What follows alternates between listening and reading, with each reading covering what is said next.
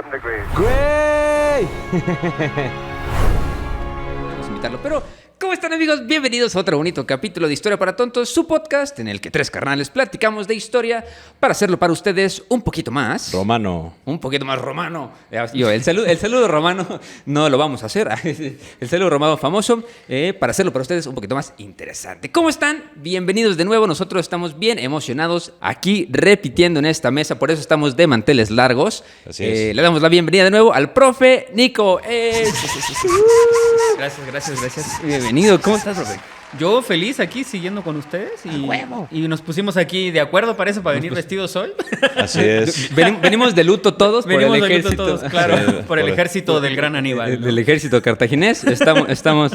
Sí. Venimos salados, igual como dejaron ahí su territorio, pero eso es un spoiler. Eso es un spoiler, exacto. Eso es un spoiler, pero ¿cómo están, amigos? Muchísimas gracias por estar aquí. Para todos los que están sacados un poco de quicio de que no hubo capítulo la semana pasada, adivinen qué. No, pero la semana pasada... No, ya. Vamos 2 semanas adelantados. ¿Cómo la ven, Muy responsables aquí en Malafame Studios, grabando para que todos ustedes tengan contenido, pero se lo repito. Para el inicio de clases. Para el inicio de clases, que el profe Nico anda apuradón porque ya... ¿Cuándo empiezan las clases? Es que ya está terrible. El 11 de agosto. El 11 de agosto, En la sí. universidad, porque creo que las preparatorias empiezan a fines de agosto. Sí, como hasta el 20 y tantos. Así Ya. es. Y si eres del UNAM, estás en paro, no importa cuándo escuches esto.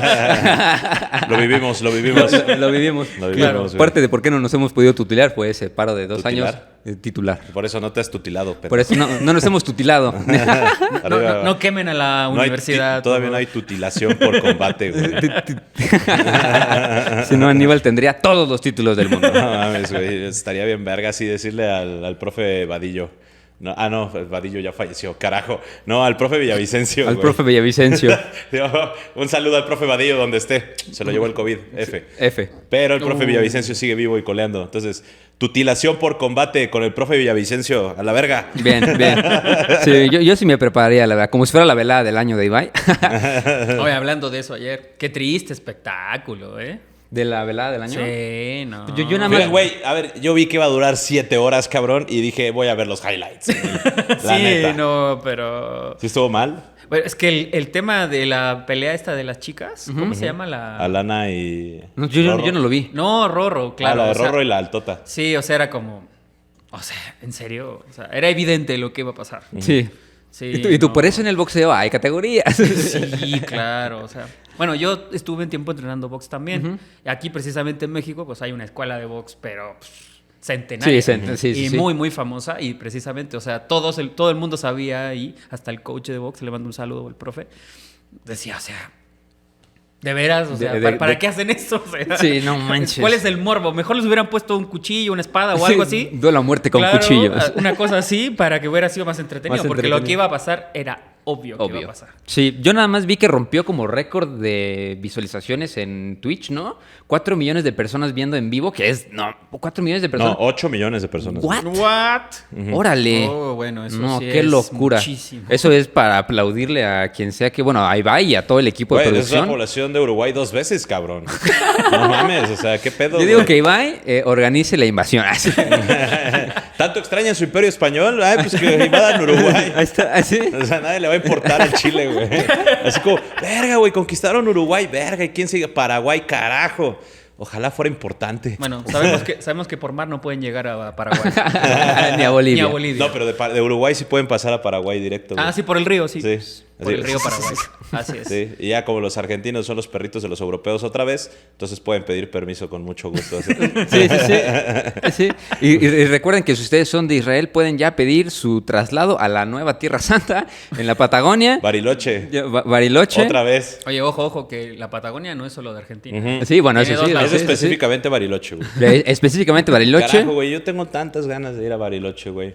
Oye, pero Me si van a nos, bombardear si voy. oye, pero si nos descuidamos, creo que en el primer capítulo creo que hablamos del sionismo y del plan sionista y todas las casi sucursales donde podían poner la Tierra Santa, que quedó en Israel, pero ya sabíamos que Bariloche estaba ahí. También, ¿qué estaba? Estaba Uganda. Era Bariloche, era... Baja California Sur. Baja California Sur. Ah, ¿en serio? Ajá, Sí. sí. Oh. Alguna parte de Canadá, creo que no sé dónde, qué parte de Canadá también. también. ¿Donde vivía Robin Cherbatsky?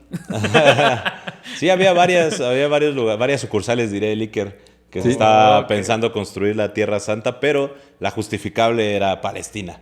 No, entre comillas, ¿no? Así como, es que es la tierra encomendada por Dios. Y yo, ¿cuál Dios, culero? No mames. Oye, pero los sionistas decían Palestina, ¿en serio? Sí, güey. Se hablaba ya de la creación del Estado judío, o sea, a finales del siglo XIX. Del siglo XIX, ¿no? Sí. Pero justamente ya era Palestina y ya con los tratados de Balfour ya se había establecido totalmente que iba a ser esa región. Eso siempre como se dice en Chile, siempre se la pasan colados esos, ¿eh? Los británicos destruyeron prácticamente todo el mundo moderno, pero nadie se acuerda de ellos, ¿eh? Solamente cuando roban cosas. Güey, no, espérate, ahorita no que está la guerra de Siam, güey. O sea, digo, la guerra de Camboya, Tailandia, es por la extinción del Siam durante la invasión francesa e inglesa en lo que después nombraron Indochina. ¿No? Y es así como los ingleses se quedaron lo que era Kharkov, que es Indonesia. Y los franceses quedaron toda esa península de la Indochina e hicieron un cagadero. Sí, mira, aquí yo tengo dónde estaban las diferentes sucursales. La número 1, la opción histórica, Palestina, ¿no? Esa demanda, ¿no? La segunda, la propuesta británica en Uganda en 1903. Era el plan de Uganda. Okay. Y después era Argentina, Chipre, el Sinaí, Australia y Baja California Sur. Chipre. De hecho, ese es el chisme de que por qué Porfirio Díaz estaba mucho con la defensa de México en contra de los gringos. O sea, porque justamente se sabía un plan de la conquista de las Californias, que es algo que se deseaba los gringos desde la intervención. Desde la intervención México-estadounidense. Entonces, es así como que chisme a voces. Porque justamente cuando fue la venta de la mesilla, le dicen a Santana, o me vendes la mesilla o te quito las Californias. Sí. Y fue como, bueno, está bien, toma la mesilla. Al menos te la vendo. Ajá. No te la y quito, a Porfirio Díaz le dijeron como de, papito, esas Californias son parte de la California. ¿Por qué? Porque se llaman igual, ¿no? Entonces había el chisme de que siempre se quiso conquistar las Californias y es por eso que Porfirio Díaz se enfrascó mucho en hacer intereses europeos dentro de México. ¿Y por qué Baja California son 2 Bajas Californias? ¿Quién sabe? Creo que era porque el territorio es muy largo. Ajá. O sea, yo vengo de Chile, yo sé lo que es un territorio largo, ¿eh? Eso sí, sin ofender. No sé por qué. No sé por qué. Güey, me gustan mucho las imágenes como restablezcan el imperio chileno y nada más es todo el contorno de América, güey. La cornisa, sí, claro. Sí, somos la cornisa del Pacífico, es verdad. Oye, nunca había pensado por qué hay 2 Baja Californias. ¿Por qué? A lo mejor dice que en 1931 el gobierno de México dividió el territorio en 2 partes, territorio norte de Baja California y territorio sur. La idea era mejorar la administración porque era muy difícil gobernar toda la península desde una sola capital, especialmente con lo aisladas que estaban en algunas zonas. Y es que no solo eso, sino que eran las ciudades. O sea, nada más había 2 ciudades, güey. Tijuana y, bueno, Mexicali, que era parte de Sonora. Y La Paz, creo. Mexicali es parte de... Sí, de es Sonora. Del norte. ¿Es Sonora o es Baja California? No, es Baja California. Baja California. Sí. Soy pendejo. Justamente era como que esas 2 ciudades y La Paz.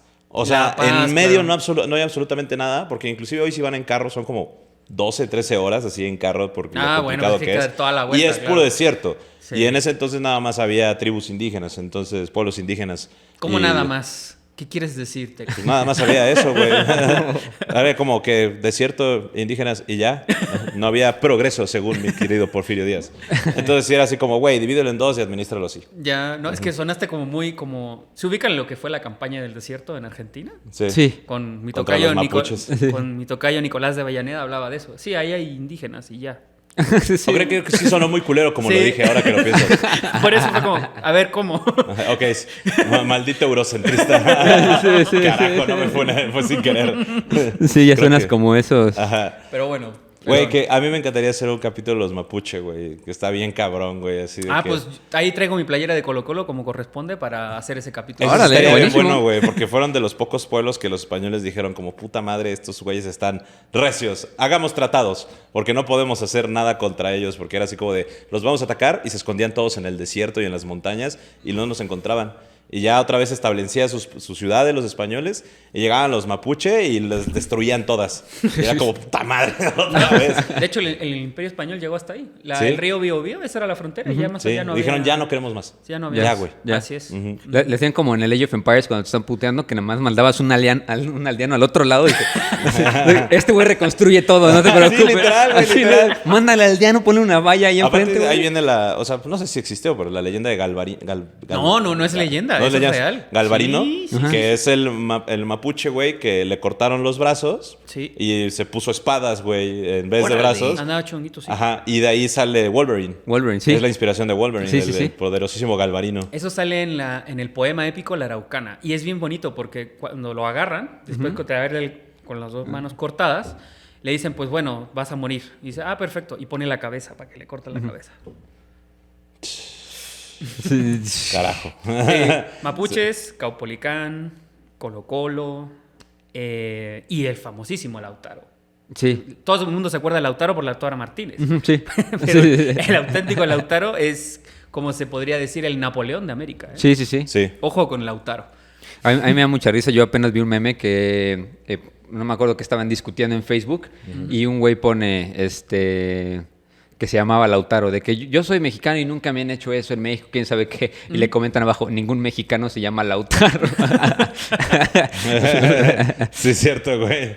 Pero estaría bien bueno. Justamente, a mí me gustaría hablar de Lautaro y Tupac Yupanqui, güey, también. El Tupac Yupanqui. Ese también, desde el Otro, Perú. el Alejandro Magno del Tihuantisuyo. Tahuantinsuyo. Sí. Eso, güey. Güey. O sea, puedo decir Sentzohuiznagua, güey. Exacto, pero claro. No puedo decir Tacarapá, güey.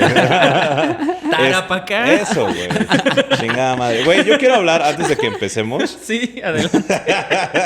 Yo quiero hablar de justamente un libro, güey, que no he encontrado en su versión como que original y más chida, que de hecho subí unas historias hoy, que es el Códice Cruz Bandiano o el Libellus de Medicinalibus Indorum Herbis, ¿no? Que es un libro escrito por el indígena Martín de la Cruz, era un indígena nahua de Tlatelolco, que estudió en la Escuela de Medicina de Tlatelolco y escribió en 1553 este libro que incluye 227 plantas medicinales que utilizaban los mexicas, ¿no? Que justamente es un códice súper interesante y súper importante. En primer lugar, porque se escribió en náhuatl, no se escribió en latín, ¿no? Y posteriormente se traduce al latín para poder mandarlo a España.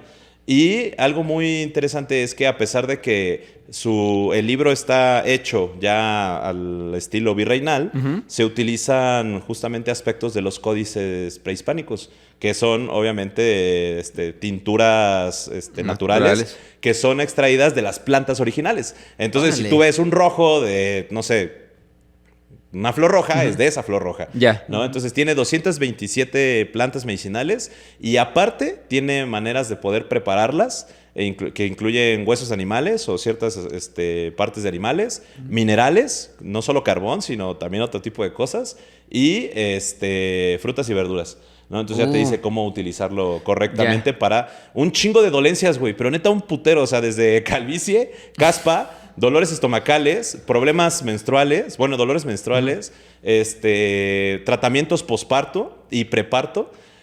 No sé si se dice así, pero bueno. Antes de, pues sí. Preniño y posniño. Dolores de muelas, limpieza de dientes. ¿Qué más? Hemorragias de la nariz. ¿Nasales? Ajá. Heridas, cómo limpiar heridas. E inclusive tratamientos para la gente que ya se iba a morir. O sea, si ya identificabas que un güey está a punto de petatearse, es así como de, sí, dale esta planta para que no sienta nada y se vaya. O fermento de planta así tipo pulque, ¿no? Ajá. No. No, eso ya no. Ese ya no. Entonces no. Sí, pero está súper interesante, güey, porque aparte, cuando se termina, en 1553, el primer virrey lo manda a España para que lo analicen y lo ven y dicen como, ¿esta mamada qué? Entonces, pero está bonita. Lo guardan y ahí lo dejan. Y por alguna razón, un botánico italiano lo compra y lo manda a Italia y se lo regala a un papa. Y el papa lo guarda en el acervo del Vaticano. ¿Eso está en el archivo Vaticano? ¿En serio? Estaba. ¿Y ahora dónde está? En la biblioteca del Museo Nacional de Antropología e Historia. Porque en el año de 1990, León Portilla le pide al Papa Juan Pablo II que por favor regrese el libro. Porque descubren que está allá, o sea, estaba perdido. Hasta que se descubre que está en el acervo del Vaticano y León Portilla le pide al Papa Juan Pablo II que en una obra de buena fe de relaciones Vaticano-México regresen ese libro, y lo regresan en 1990 y ahorita está en la biblioteca. Wow. Oye, ¿no lo han digitalizado? Sí, ya está digitalizado. Pues hay que ver ese libro. Sí, hay que verlo, hay que verlo. Estuvo como 2 siglos seguro. en el Vaticano, güey. Órale. Ajá. Pues si lo encuentro por ahí o si lo encuentras por ahí, mándamelo y lo pongo en los show notes para que todos ustedes lo puedan ver. Para poderlo ver digitalizado. Sí, está súper padre, está súper bonito, güey. Sí, y están todas las plantas, güey, originales. Está bien padre. Y dices que con el pigmento de la misma planta, son los pigmentos de las mismas frutas. Y inclusive, por ejemplo, se aparece como que un nopal. Ajá. O sea, el verde es del nopal y el rojo es de la tuna. Ok, o sea, en teoría es como rascahuele. ¿No? O sea, el origen de... ¿Está bien? ¿Está bien? Okay. Muy didáctico. Así que vayan a verlo. Si quieren, les repito el nombre, está difícil. A ver. Libellus de Medicinalibus Indorum Herbis, alias Códice Cruz Badiano. Oye, buenísimo, qué padre. Oye, pues se los voy a poner ahí en los show notes. Y pues ahora sí, antes de esta bonita intervención de Teca, comentarios. Comentarios. Comentarios. Unos 2 que 3. Dice Andrea Corona Figueroa 6068. Oli, Teca e Iker. Oye, ¿Iker es con acento o sin acento? No, sin acento. ¿Tu Iker? ¡Ja! Se equivocó. Tu Iker. Y yo con Q. Con Q y H. Con CKQ. Ether. Soy Andrea. Estudié arte dramático y humanidades. Ya se la saben, fui la peor pesadilla de mis papás. Exacto. Y ahorita está desempleada seguramente. No es cierto. Sería muy interesante hablar de la guerra de Corea por las siguientes razones. La cantidad de material de entretenimiento que consumimos de Corea del Sur es impresionante y siento que está muy presente en la influencia de Estados Unidos dentro de su industria. Y de hecho, es muy impresionante porque es parte de la geopolítica surcoreana. Y está bien cabrón y es lo que ahorita hace Turquía, güey. Wow, güey, ya quiero ver Geopolítica para Tontos. Me gustaría hablar sobre cómo las novelas turcas, güey, tienen incidencia directa, que ya existe un vuelo directo Cancún-Estambul, güey. Sí, locura. Pero bueno, lo mismo con Seúl, güey. Oye, ¿en serio? Sí. Oh, yo quiero ir a Estambul. BTS, perros. Yo sí quiero ir a Estambul. Ok, hay que salir de Cancún. Va. 2. Gracias. Es un conflicto armado que no ha concluido y esto lleva a mi punto número 3. Su servicio militar de 2 años se ha vuelto famoso ya que los actores y cantantes coreanos deben ponerle pausa a sus carreras por participar en el mismo. Y eso se llama nacionalismo. Porque a los BTS les dieron la oportunidad de saltárselo. No, a nadie, güey. No, hay unos que sí. Porque a un futbolista. A un futbolista. Sí, aquí un a los BTS no, güey. Hubo un güey que le dieron la opción de saltárselo y dijo, no, porque tengo que servir a mi patria. Fue un futbolista. No, lo que pasa es que fue yo en China porque soy la única que sabe K-pop aquí. Sí lo estaban por hacer, pero el gobierno hizo algo y al final hicieron como un concierto gratuito antes de irse al servicio. Les doy un montón de varo porque, o sea, gente de México, de todo el mundo fue al concierto gratuito. Sí. Órale. Y lo streamearon y todo. Y después de eso, todos se fueron al servicio. Bueno, es por eso, es una cuestión de nacionalismo y geopolítica también, porque es así que le digan al pueblo coreano, miren, si sus ídolos están haciendo el servicio, ¿por qué tú no, culero? ¿Ya ves? ¿No? Ni Rap Monster se salva, ¿eh? Ni el guapísimo Jungkook, hermoso, delicioso. Y acabamos de ver que justo quieren aprobar ya que los norcoreanos puedan visitar de turistas Surcorea. Ah, sí lo vi. Sí. Salió hace como una semana eso. Sí. Y luego, ojalá se animen a tocar este tema. Saludos de las 4 veces heroica Puebla de Zaragoza o las 4 veces tomada Ciudad de Puebla. Los poblanos no saben hacer nada. Pipopes. Y su mayor enemigo es Pipopes. Está todo terrible eso. Oye, sí es bien bonita la ciudad. Pues sí, claro. No, pero es que, a ver, güey, todos los poblanos siempre me lo han dicho. Puebla es precioso. El único pedo que tienen son los poblanos. Son los poblanos. Bueno, el único pedo que tienen Puebla, según los poblanos, son las vallas que dividen en la calle. Ciclovía. La ciclovía, porque siempre se tropiezan. ¿Te tocó ese meme cuando llegaste? Sí. No, mames, la señora que se pum. Sí, no, son como 7 señoras, güey. Sí. El peor enemigo. Mira, yo aquí tengo Tlaneik. Está raro. Tlanecro Romano 3135 dice, oigan, yo sí quiero escuchar un podcast de todas las intervenciones de Estados Unidos. No, nunca vamos a acabar. No mames. Podrían agregar las repercusiones para esos países y lo que pudo haber pasado si no hubieran intervenido. Podrían dividirlo por capítulo y por fechas, algo así como cada 100 años y en las últimas fechas cada 50 años. No estaría mal, pero es un proyectote, es un proyectote. Eso ya es como spin-off, ¿no? Eso ya es, eso ya es armar otro spin-off. Sí, güey, es así como de olvídense todo, como en Avengers, güey. ¿No? Vamos a reiniciar todo. Todo lo que pasó después de 25 películas no vale. Yo aquí tengo, dice Mr. Mauro Borri. Dice, saludos desde la próxima sexta colonia de Estados Unidos, Argentina, papá. Ah, yo pensé que es Puerto Rico. Dice, aquí dice uno que no tiene nombre. Mis queridos y estimados y nunca bien ponderados amigos Teca e Iker, como siempre aquí escucho sus programas en horario laboral. A huevo. Yeah. Siempre temas muy interesantes y analíticos, así como bien fundamentados. Y sin fuentes, carnal, sin fuentes. Me caen requete bien. Se habla muy poco del desorden que deja los gringos en Guinea Ecuatorial, en Costa de Marfil, en general, donde pasa en África. Dejan sida, muchas heridas abiertas, mucho desorden, mucha enfermedad, así como mucha contaminación. Hablen un poquito de estas intervenciones de las empresas petroleras y de los cascos azules en esos países. Oigan, esa bolita roja que desarman y arman y que usa Teca para entretener sus manos cuando se pone nervioso, ¿cómo se llama? ¿Cómo lo busco? Quiero comprar uno. Saluditos. El Cesarión. Ah, creo que no se lo presentamos al profe. No, ¿dónde está? Aquí está. Es que no lo veo. Creo que tú sí vas a alcanzarlo. A ver. El profe Ajá, sí. Ese es el Cesarión. Ustedes, si lo quieren, ya en internet lo pueden encontrar como Ball of Wax. O sea, wax de como wax, como de golpe. W-H-A-C-K. Entonces, es una bolita de imanes que se puede armar y desarmar. Así. Y luego se puede volver a armar y pues se pueden poner en diferentes configuraciones. Y pues un vato con TDA como yo, güey, o sea, no me puedo concentrar si no estoy ahí. Ya veo, qué interesante. Muy bueno. Espérate, uno rápido, chiquito. Teca en el minuto 30-38. Tú tranquila, chiquita. Yo siento cosas de invasible. De invasible. Hey, Susana, eres una puerca. Yo tengo uno que hubo como cuatro personas que no, ahora lo arma, bro. No, que ya dice LD Gabriela Núñez, dice, los amo, le mentaron la madre al soquete de Agustín Laje. Claro que sí, cada vez que, mientras yo respire, mandaremos a chingar a su madre Agustín Laje. Y uno más, bueno, el de Alejandro Pérez, ya no van a subir capítulos de Spotify, ya lo esclarecimos. Y gran capítulo, y que chingue su madre Agustín Laje, buenísimo. Y dice Antonio Colunga, 126, sigo esperando el capítulo de Maximiliano. También estaría bueno. Es que no manches, la historia, creo que somos el único podcast que nunca se le van a acabar los temas, ¿no? A los podcasts de chisme siempre tiene que salir un nuevo chisme. A nosotros, todo lo que ya pasó es algo que podemos platicar en el podcast. Entonces, ustedes no se preocupen. Sí. Si Historia para Tontos continúa en el futuro, tendremos todos esos capítulos y más. Y bueno, Juan Rosero, 5117, dice, ya se me hacía raro que no salían en la app verde. Casi me mató. F.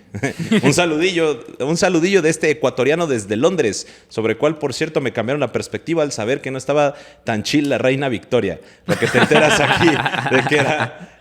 aquí es que era una gran monarca, pero no te cuentan lo que pasaba en las colonias mientras reinaba. Como dicen, la historia lo cuentan los ganadores y ahora que hay podcast también, los tontos. Muy bien. Sí. Chingue su madre la reina Victoria, güey. ¿Qué dice el botón? ¿Dice lo mismo? No, hay un... Es un Fórmula 1. Alberto Mesa dice, ey, ¿por qué bombardear Ixtapaluca si aquí no hay nada? Está mi amigo Juan y sus hermanos, güey. Está mi amigo Allá Juan en y la sus bella hermanos. Ixtapaluca y hay una zona arqueológica. Lo único que vale la pena de Ixtapaluca es cuando te vas. Sí. Lo único bueno de Ixtapaluca es irse de ahí, es correcto. Pero bueno, ahora sí, les vamos a empezar a platicar sobre la batalla de Zama, ¿no? Creo que un poquito para los que no recuerdan el contexto del capítulo pasado, pues, bueno, más bien ya vayan a escucharlo, pinches huevones, pero la batalla de Zama fue, pues, para los que no recuerden los capítulos de hace mucho tiempo, fue el enfrentamiento final de la Segunda Guerra Púnica, ¿no? Ya para poner ahora sí el último clavo en el ataúd, como le dicen por ahí, entre la guerra de Roma y Cartago, ¿no? Que eran estas dos superpotencias del Mediterráneo antiguo, que pues, acuérdense que este conflicto ya se había prolongado por pues, ya casi 17 años, o sea, duró muchísimo, ¿no? Y pues estaba marcado por el legendario general cartaginés Aníbal Barca, ¿no? El mero mero, quien cruzó los Alpes con elefantes para invadir Italia y ganó, como les platicamos en el capítulo pasado, pues la batalla de Cannas, ¿no? Entonces, pero pues a pesar de estas victorias, que creo que por ahí vi algún comentario que dijeron que eran victorias pírricas, creo que estas no eran victorias pírricas, todavía no estaban, ya estaban definidas. Ya estaban definidas, ¿no? Entonces, pues Aníbal, como también nos platicó el profe, pues nunca logra tomar Roma, mientras él luchaba en Italia, pues Roma contraatacó, dijeron, oye, pues está buenísimo, pero pues... está buenísimo. Sí, de que está buenísimo que estés aquí, pero pues eso significa que no estás pues en África, ¿no? Entonces contraataca, invade África del Norte bajo el mando del nuevo protagonista de esta historia, Publio Cornelio Escipión o Escipión el Africano. Bueno, gracias a Sama es que lo llaman el africano. Gracias a la batalla de Sama es que le ponen el Escipión el Africano, ¿no? Entonces yo les quería contar nada más tantito sobre Publio Cornelio Escipión, que pues nació él en el 236 a.C. y él pues nace en una familia pues bastante importante en Roma, ¿no? La gens Cornelia. Así es. ¿No? La mera. Y pues él desde joven fue educado en estrategia, en política y en filosofía, y pues como buen hijo de una familia patricia, pues su papá también era Publio, era cónsul y general. Entonces pues él crece literalmente entre armas, entre mapas y debates en el Senado. O sea, era pues un patricio hecho y derecho, ¿no? Así es. Entonces, pues llegamos a la batalla de Cana, de Canas en el 216 a.C. y pues como ya les contamos, Roma sufre una de las peores derrotas de la historia, pero Escipión también estaba ahí, ¿no? Él tenía 19 años, me parece, en la batalla de Canas, y pues él aún no era comandante, pero pues logra sobrevivir y ayuda a reorganizar las tropas que quedaron, según las crónicas. Juró vengar esa derrota, ¿no? Como que quedó así también muy marcado, ¿no? Esa sed de sangre, casi, ¿no? Y pues él dice que esta experiencia lo marca y pues gracias a eso aprende el estilo de Aníbal, lo estudia y él dice que hasta lo respeta, ¿no? Pero no nada más eso, sino que lo convierte en su objetivo. Dice, yo me voy a convertir en el peor enemigo de este carnal, ¿no? Así es. Entonces, pues a sus 24 años, ¿no? Mucho más joven. A tus 28, y este güey ya haciendo una de las batallas más famosas de toda la historia, pues lo eligen por aclamación popular. O sea, de que no nada más es de que lo eligen, no, por aclamación popular para liderar las tropas en Hispania, ¿no? Que la actual España, que era pues en ese momento una zona clave de Cartago y pues que controlaba y usaba como fuente de recursos, ¿no? Que habíamos creo que es su base logística, exactamente. Sí. Que por ahí había leído, corrígeme si me equivoco, que ahí había un almacén de grano muy grande, ¿no? Que era el que... Pues es que Hispania en la época es la base de logística, o sea, tiene grano, pero también tiene una posición geográfica muy importante en términos marítimos, ¿ok? Sobre todo la ciudad que le gustaba tanto a Teca la otra vez, ¿no? Cartagena. Cartagonova. Cartagonova es muy importante. Y bueno, y Cádiz también, que lo que ahora es Cádiz. Toda esa base del sur de España es muy importante, sobre todo por el tráfico de mercancías de todo tipo, y también porque es la base de donde consigue la mayoría de sus veteranos. Ok. Sí, así es. Su armamento y en especial todo lo que son los famosos soldados íberos, que van a ser muy relevantes en la campaña, ya lo estuvimos viendo, que van desde ser grandes guerreros hasta hacer que los romanos adopten sus armas, que ya lo platicamos un poco. Tiene su base ahí, ¿no? Y también, y eso es muy importante, es la zona productora de plata de Cartago, ¿no? Entonces ahí perder eso para ellos es evidentemente perder prácticamente la guerra, y por eso Escipión va para allá. Sí. Pues pierdes el dinero, aliados soldados, güey. Así. Y pues básicamente tu control ya en el continente europeo. Entonces... Sí, y la moral no se les olvide. Bueno, ¿no? sí. Que los dejaron a todos cabizbajos. Sí, claro. Pero pues justo, contra todo pronóstico, pues Escipión empieza a liberar varias ciudades también, derrota a los generales cartagineses en la península ibérica y captura la ciudad estratégica de Cartagonova, ¿no? Entonces todo esto sin tener aún un cargo oficial de cónsul, ¿no? Entonces pues Roma obviamente estaba con el ojo cuadrado, o sea, de que dijo, este chavo es promesa. ¿Y sabes por qué no podía tener el cargo de cónsul? No. Pues porque era muy joven. Ok. Era como la niña mala. Es que el problema es ese. Para poder tener el cargo de cónsul tienes que haber pasado por todos los cargos anteriores, que van desde cuestor, pretor, no los dije en orden, claro, pero van así, cuestor, pretor, censor, etcétera, y luego llegas a cónsul. O sea, ya después de cónsul llegas a ser senador. O sea, justo. Es mucho más grande la época, y entonces se dan cuenta que este personaje como logra no solamente captar muy bien la forma de que lucha Aníbal, sino que además reforma el ejército, que luego vamos a ver, o sea, no reforma, sino que cambia la táctica y luego lo vamos a ver en la batalla de Zama, pues le permite ganar prácticamente a los cartagineses en todos los espacios donde los ve. Sí, justo. Y aquí tengo en la fuente que gracias a sus campañas exitosas lo nombraron cónsul en el 205 a.C., pero ahorita les investigo cuántos años tenía, ¿no? Supongo que 31 años. 31, ¿no? Pues ya. Y la edad mínima era 42. Órale, ¿no? Pues se adelantó, se adelantó. Sí, un yo joven creo que prodigio. Escipión ya estaba anticipando una invasión al norte de África, mientras que aún estaba en Iberia y estaba negociando con los líderes númidas, Masinisa y Sífax. Aunque no logró ganarse a Sífax, pero se alió con Masinisa. Sí, Si ustedes jugaron Imperium, hay una campaña de eso. Sí. Bueno, la opinión estaba dividida en los círculos romanos y una invasión al norte de África era un riesgo excesivo, ¿no? Ya que pues, no se había nunca aventado una conquista de ese tamaño. Cruzarle el Mediterráneo era algo que no habían hecho nunca. Sí. Aníbal todavía estaba en suelo italiano y existía la posibilidad de nuevas invasiones cartaginesas que pronto se realizarían cuando el hermano menor de Aníbal, Mago Barca, desembarcara en Liguria. O Magón también le dicen. Con el ejército de Iberia.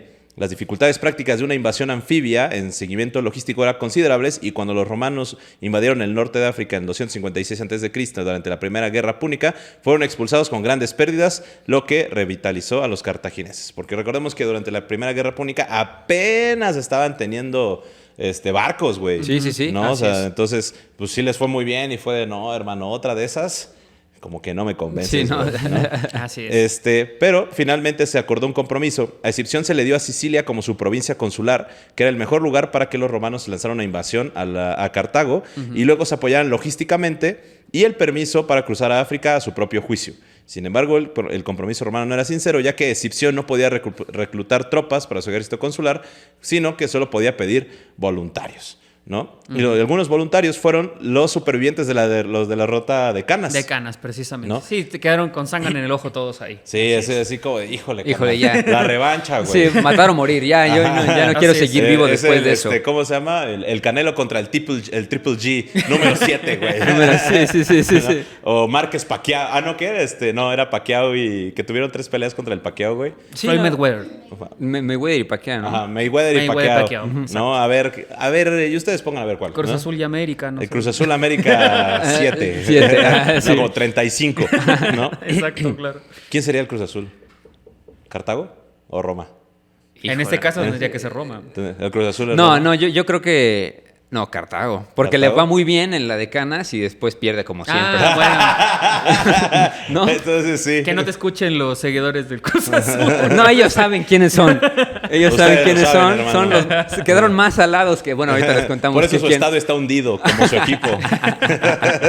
True story. Bueno. Se generan 2 legiones con los supervivientes de Canas y fueron enviadas a Sicilia. Formaron el núcleo de la fuerza expedicionaria romana. Los historiadores modernos estiman una fuerza de combate de 25,000 a 30,000 soldados, los cuales el 90% era infantería, con la mitad de dotación de sus legiones siendo voluntarios frescos y sin que hubiera producido combates en Sicilia durante los últimos 5 años.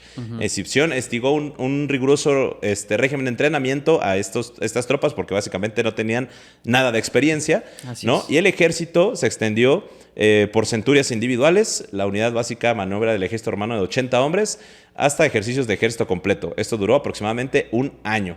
Escipión reunió alimento, material, barcos mercantes para transporte, hizo barcos militares y también para poder mover a todas las tropas de una. Uy, pero en un año se me hace muy poquito tiempo para convertir en un joven en una máquina de guerra. Pero tienes que pensar que en la época el adiestramiento militar era algo más común. Porque acuérdate lo que platicábamos la vez pasada. El ejército romano no es un ejército de profesionales en el sentido moderno, ¿no? Entonces, como tal, ellos desde que se forman, desde muy pequeños, saben el manejo de las armas porque entienden que eso es parte también de ser ciudadano. Sí. Entonces, así como comerciar, así como trabajar la tierra, también tienen que saber luchar. Pues es como lo que no hicimos, güey, servicio militar. Se supone que todos los mexicanos, hombres de 18 años, tenemos que hacer el servicio militar porque es parte de ser mexicano, ¿no? Saber agarrarte a zapes al menos. O saber barrer chido, porque es lo que utilizan. O saber marchar, güey. O saber marchar uno en uno, ¿no? Pararse ahí al sol. Exactamente. Sí, con tu gorrita roja. Yo fui 2 fines de semana. Tengo que decir. Yo fui 2 fines de semana al servicio militar y dije, güey, ¿qué mierda es esta? Sí, y ya dejé de ir. Remiso. Así que si invaden México, yo no voy. Sí. Van ustedes que son patriotas. Yo ayer vi Starship Troopers y justo sí, también hablaban de que para ser un ciudadano, yo quiero ser un ciudadano y entrabas al servicio para ser un ciudadano. Claro. Bueno, 30 barcos romanos bajo el mando de Escipión, el legado Cayo Lelio, eso, asaltaron el norte de África alrededor de Hipona Regio, reuniendo grandes cantidades de botín y muchos cautivos. Los cartagineses inicialmente creyeron que esta era la invasión anticipada de Escipión y la fuerza de la invasión completa, por lo que rápidamente fortalecieron las fortificaciones y levantaron tropas. Se enviaron refuerzos a Magón, ¿Magonia? Magón. Ajá, Magón, en un intento de distraer a los romanos en Italia. Mientras tanto, había estallado la guerra de sucesión de Numidia entre Masinisa y Sífax, ¿no? Donde que Masinisa tenía apoyo romano y Sífax con tendencia cartaginesa. Lelio estableció contacto con Masinisa durante su incursión y Masinisa expresó consternación por el tiempo que le había tomado a los romanos completar sus preparativos y desembarcar en África. O sea, que dijo como, neta, güey, ¿solo un año te entrenaste para invadir Cartago? No, y los cartagineses dijeron, ya, pues ya bien, ya llegaron, ya es todo lo que traen, ¿no? Pon todo, ¿no? Y yo no sabía que Aníbal no había estado en su tierra natal por más de 15 años. O sea, cuando lo mandan llamar es de que, güey, pues regrésate a donde no has... No, de hecho, después de la batalla, cuando tiene que ir a dar él, digámoslo así, a dar el pésame de lo que había pasado, alerta de mega spoiler, llevaba 36 años fuera de su ciudad. ¡Órale! Su máquina. No, pues ya no conocía Cartago. Ya no la No, reconocía, pues, exacto, sí, no. Además, tenía que verla así. Sí, con ¿Te acuerdas de que era medio tuerto? ojo. Sí. Pues, El ejército romano invadió África con 4 legiones, cada una de las 2 romanas reforzadas con una cantidad sin precedentes de 6.200 soldados de infantería, 300 jinetes, y la historia moderna estima que el ejército invasor fue entre 25.000 y 30.000 hombres y quizá 2.500 de caballería, ¿no? Y el historiador Goldsworthy describe al ejército como magníficamente entrenado cuando salió de Sicilia, ¿no? O sea, de Lilibeo. ya eran aquellos, ¿no? Básicamente. Y bueno, básicamente los cartagineses otra vez utilizaron mucha infantería ligera, juntaron a los numidas para poder defenderse y trajeron también muchos íberos, ¿no? Pero también emplearon elefantes de guerra, ¿no? Ya que se utilizaban elefantes de bosques africanos autóctonos de ese momento. Güey, ¿tú sabías que había antes leones en Europa? Sí, en el norte de África también. Sí. Que por eso los griegos tienen así como que imágenes de leones, porque antes era muy común, güey, y se lo acabaron los griegos. Ya. F. Yo no sabía, lo que sí sabía de eso es de que justo como también había tigres y leones, que en los templos japoneses donde están dibujados algunos tigres que no eran nativos ni endémicos de Japón, pues estaban todos chuecos dibujados así porque nada más llegaban las pieles.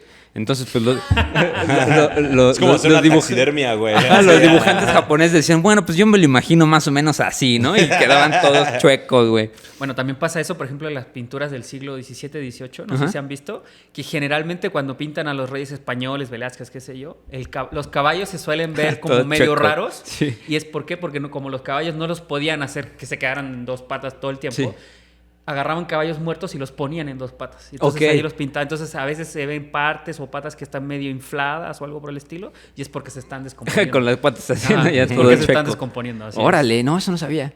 Qué chido. Voy a buscar una imagen por ahí para poner en los show notes. Y bueno, distintas fuentes dicen que si los elefantes traían torres o no. O sea, dicen que nada más... O sea, algunos dicen que llevaba así una torrecita con arqueros y otros dicen que nada más era un güey encima de... Como los Olifants del Señor de los Anillos. Como los Olifantes, güey. Que de hecho de ahí se inspiró Tolkien, sí, güey, claro. Justamente de los Olifantes. Y ya finalmente en el año 204 probablemente. Eso. Julio, el ejército romano abandona Sicilia y desembarca 3 días después en el Cabo Farina, a 20 kilómetros del puerto de Útica. Los grupos de exploración cartagineses fueron rechazados y el área fue totalmente saqueada. Masinisa se unió a los romanos con 200 o 2.000 hombres, dependiendo de la fuente, y ya que Masinisa había sido derrotado recientemente por Sífax, quien había decidido actuar apoyando a Cartago. Queriendo una base más permanente y un puerto más resistente al mal tiempo, esperando que llegara el invierno, Escipión sitió Útica. ¿no? Aunque los romanos estaban provistos de máquinas de asedio, el asedio se prolongó. El ejército cartaginés más experimentado, comandado por Asdrúbal Gisco y el númida Sífax, establecieron campamentos fortificados separados en las cercanías. El tamaño de estos dos ejércitos es incierto, pero se acepta que los romanos fueron considerablemente separados en número, especialmente en términos de caballería, por los que se retiraron de Útica y ambos bandos se mostraron reacios a comprometerse en una batalla campal, güey. Lo cual tiene sentido, güey. A ver, Roma está muy lejos, güey, ¿no? O sea, si pierdes a tu ejército en tu primer sitio, obviamente ya vas a perder toda la batalla. Y en lo que te llegan más refuerzos, y aparte de que se tardaron un año en estar entrenados, ¿no? Entonces, pues era como, no se puede, échate para atrás, güey. Sí, no hay pedo. No, pero además acuérdate que tienen que recomponer el ejército. O sea, si se acuerdan, dijimos que perdió Roma 80,000 hombres. Sí, muchísimo. Que cuando quedamos un sexto de los hombres romanos habían fallecido. O sea, acuérdate de lo que me comentaste tú. O sea, que cada persona de cada familia en Roma tenía por lo menos un fallecido en la ciudad. O un conocido. O un conocido que había muerto en la batalla. O sea, yo tengo una pregunta para el profe o para Teca. ¿No los númidas habían estado del lado de Cartago en la batalla de Canas? Sí. Sí, ¿no? Y después ya fue como... Lo que pasa es lo siguiente. Los númidas siempre son ese tipo de pueblo que no se conoce tanto, pero la verdad es que son sumamente importantes a la hora de entender. Como los pueblos del mar. Por ejemplo. Como los pueblos del mar que no sabemos exactamente quiénes eran, pero fueron fundamentales para toda la historia antigua. Sí, exactamente, por la edad del bronce y todo eso. En el caso de los númidas, es muy importante entender dos cosas de ellos. Por un lado, son la base de la caballería de todos los pueblos de la antigüedad, básicamente del lado occidental del Mediterráneo. Y segundo, tienen esa capacidad de vincularse o de vincular la costa con los valles centrales de África. Entonces tienen un nivel de riqueza muy importante. Ellos evidentemente prefirieron no dejarse llevar por la tradición náutica, ya sea romana, griega, etcétera, pero sí les gustaba comerciar con esos pueblos. Entonces era un pueblo que estaba consolidado en términos militares, económicos desde hace mucho tiempo. El problema es que su visión de la política la tenía muy cercana a lo que vamos a ver después en la época medieval. O sea, esta idea de que el reino es un patrimonio de una familia en particular. Entonces, a la hora de morir, los padres, los abuelos, etcétera, generalmente dividía los territorios. ¿Por qué menciono esto? Porque lo vamos a ver ahora en el tema de Masinisa y Sífax, pero también lo vamos a ver sobre todo, si en algún momento lo podemos ver también, en las guerras de Mario, cuando se produzca precisamente el último gran cambio táctico que va a tener la legión romana, cuando los romanos tengan que atacar y destruir a los germanos en Aquae Sixtiae, y también el cónsul Mario tenga que, con el mismo ejército, derrotar esta vez ya definitivamente a los númidas para incorporarlos como provincia romana. Es por esa razón que los romanos a ese territorio le llamaron África, porque significa sin frío. Órale. Eso significa África. África, sin frío. Wow. No, pues no sabía, güey. Carajo. Sí, porque todos los días aprende algo aquí. Sí. Y también, por ejemplo, Nigeria quiere decir en latín negruria. Níger es negro en latín. Entonces, Nigeria es lugar de negros. Órale. No, esto tampoco sabíamos. Tampoco. Muy bueno. Por eso de ahí viene entonces la palabra terrible que se utiliza en el norte de este continente. ¿El norte de este continente? No lo sé. Hay que buscar. Puede ser que viene la raíz, güey. Ya sé qué palabra dices. La palabra con N. Con N, sí. Exactamente. Y no es Numidia. Y que no es Nicolás. Y que no es Nicolás. Qué tontos. Bueno, la cosa es que para no hacerlo más largo y poder llegar directamente a la batalla de... A los catorrazos. A los catorrazos de Zama, pues básicamente esta Escipión empieza a hacer diversas batallas, principal 3, ¿no? La batalla de Útica en el 203 a.C., en la cual ataca a al general cartaginés, se me fue el nombre. Magón, ¿no? Los ataca en la noche, hacen un ataque nocturno donde los despedazan y logran tomar la ciudad por fin, ¿no? Donde el general... Asdrúbal, perdón. Asdrúbal Gisco. Donde Asdrúbal Gisco es derrotado, huye 40 kilómetros a Cartago y con únicamente 2.500 supervivientes, que es perseguido por Escipión. Sífax termina huyendo con la poca caballería numida que quedó, ¿no? Donde se reagrupa 7 millas a la distancia. Y finalmente, pues con la noticia de la derrota de Útica, Cartago hubo pánico y algunos querían renovar las negociaciones de paz. El Senado cartaginés también escuchó las demandas de que se retirara el ejército de Aníbal y se tomó la decisión de seguir luchando con los recursos disponibles localmente. Una fuerza de 4,000 guerreros íberos llegó a Cartago y Asdrúbal reunió más tropas locales en lo que se reforzaban los supervivientes de Útica. Sífax permaneció leal y se unió a Asdrúbal con lo que quedaba de su ejército y las fuerzas combinadas ya eran más o menos 30,000 soldados nuevamente, ¿no? Donde se juntan al lado del río Bagradas, conocido como las Grandes Llanuras, dentro de 30 y 50 días posteriores a Útica, ¿no? Donde se da después la batalla de las Grandes Llanuras, ¿no? Llanuras, así es. La batalla de las Grandes Llanuras, donde pues nuevamente los romanos derrotan a los cartagineses, les meten una reatiza y otra vez obligan a Asdrúbal a retirarse totalmente hacia Cartago. Y fue cuando los cartagineses dijeron, ok, creo que nos está yendo muy mal. ¿No? Deberíamos considerar que ya regrese Aníbal. En su Nextel, así. Así que, por favor, güey, regrésenlo. Desbloqueen ese sello. Así. Desbloqueen ese sello.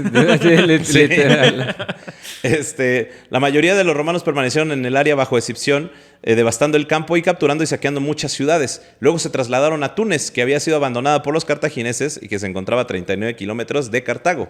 En su desesperación, el senado cartaginés retiró a Aníbal y a Magón de Italia y entraron a negociaciones con paz con Escipión, mientras que los númidas de Masinisa habían perseguido a sus compatriotas que unían bajo el mando de Sífax, acompañado por parte de fuerza romana Lelio.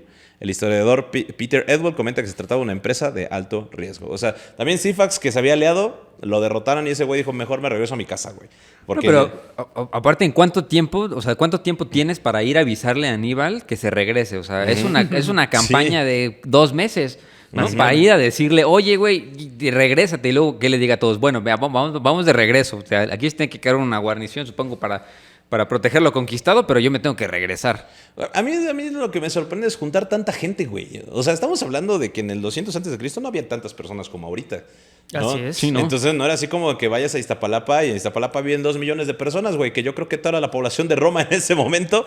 Menos incluso. Menos, sí. O sea, y de repente era así como, chinga madre, perdimos 60,000 tropas. Bueno, regrésate a Cartago, güey, y me juntas otros 40,000. Ajá, sí, ¿qué les dices, güey? Ajá, ¿qué les dices, no? Bueno, ese es el tema de por qué muchas veces se ponen en discusión el tema de las fuentes. Claro. Sí, justo.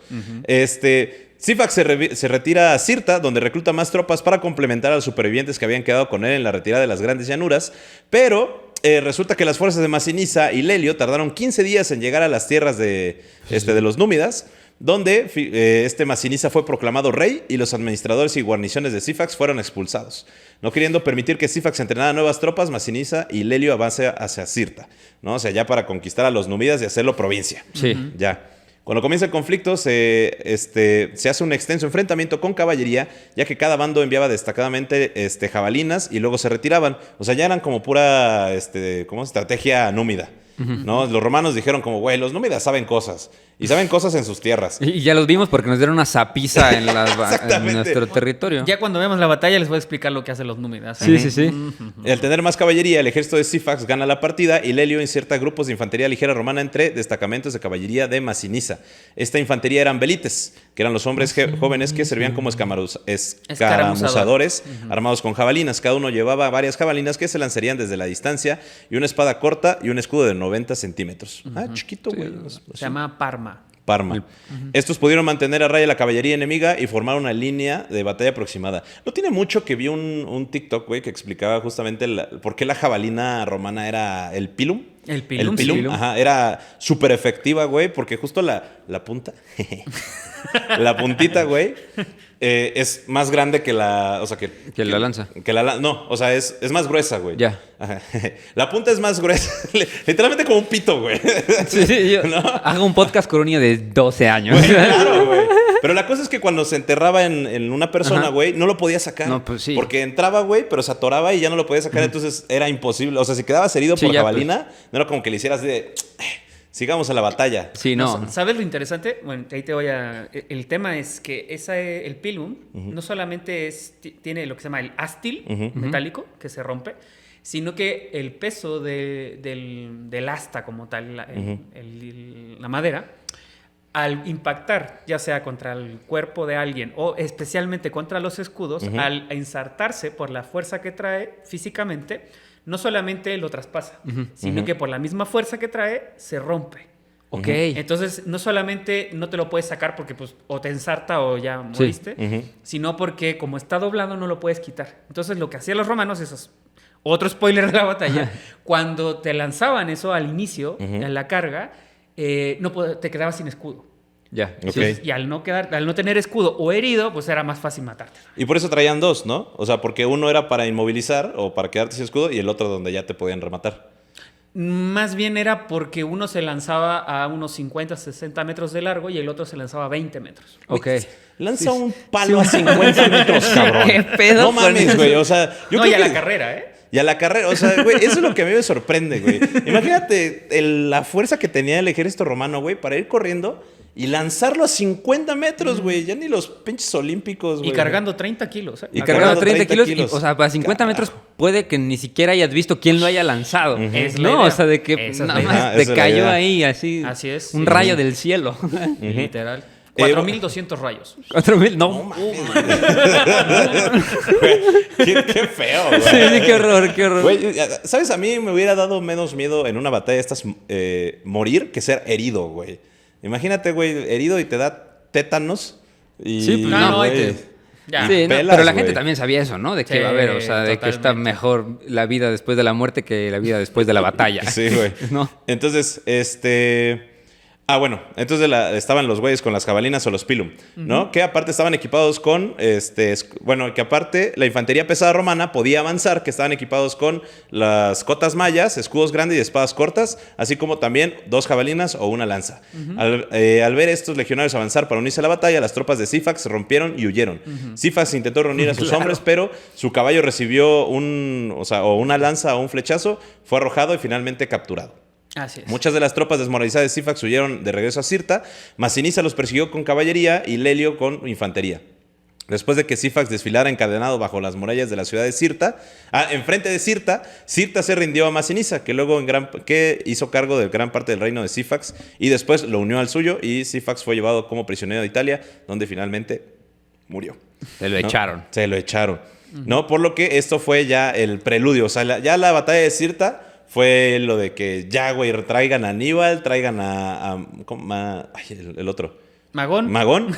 Ajá. Sí, traigan a Magón porque ya esto ya valió. Ya valió. Sí. Madres, ¿no? Se lo imaginaban como Gandalf así bajando en Rohan, así literal. Sí, después de que Escipión invadiera toda la Iberia cartaginesa en el 205, Magón se había retirado con las fuerzas leales y se fue a Liguria, en el norte de Italia, donde reclutó fuerzas galos y ligurios. En el 203, Magón había marchado hacia Galia Cisalpina en un intento de desviar la atención romana del norte de África, pero fue derrotado en la batalla de Insubria, ¿no? Así es. La Galia Cisalpina, ¿dónde era? El norte de Italia. Lo que ahora es Lombardía. Génova. Su ejército se retiró y navegó hacia Cartago desde Ginebra, donde Magón murió de heridas del viaje y algunos de sus barcos fueron interceptados por los romanos, pero 12.000 de sus tropas sí llegaron a Cartago. Exacto. Y en el 207, después de 12 años de campaña, las fuerzas de Aníbal se habían visto obligadas a retirarse a Brucio, ¿no? El dedo del pie de Italia, donde permanecieron invictos pero ineficientes. Cuando se retiraron, el número limitado de barcos disponibles significaba que podían tomar pocos caballos y muchos reclutas nuevos se quedaban en Italia. El ejército de Aníbal zarpó de Crotona, desembarcó en Leptis Minor, a 140 kilómetros de Cartago, con de 15.000 a 20.000 veteranos experimentados, y Aníbal fue designado para comandar el nuevo ejército y consolidar las fuerzas en Adrementum. ¿No? Güey, qué interesante. O sea, de que Escipión dijo como, güey, olviden Italia. Déjenlo. Ese güey no se va a mover de ahí. Sí. Vamos a invadir Cartago, güey. Porque si invadimos Cartago, Ahí está el pan. ahí va a estar el pan, ¿no? Aníbal va a tener que salir y ya va a ser... regresar. O sea, el peligro italiano ya se va a eliminar, ¿no? Porque el güey va a estar obligado. Ya fue como un todo o nada. Así es. Sí, sí. ¿No? Qué interesante. La jugada de lo que hace Escipión es esa, o sea, llevar lo que se llama en términos militares el teatro de operaciones a la casa del enemigo. Ya. Porque el tema siempre es el problema. Cuando tú tienes una guerra, la que sea en cualquier época de la historia, el combate tienes que decidirlo, ojalá en una batalla, si se puede, y si no se puede, evitar que tu territorio es el que sufra la invasión. Porque ya esto es como se ve un poquito en los juegos de computadora, no se ubican el tipo Europa Universal y esos juegos así como de tablero grande.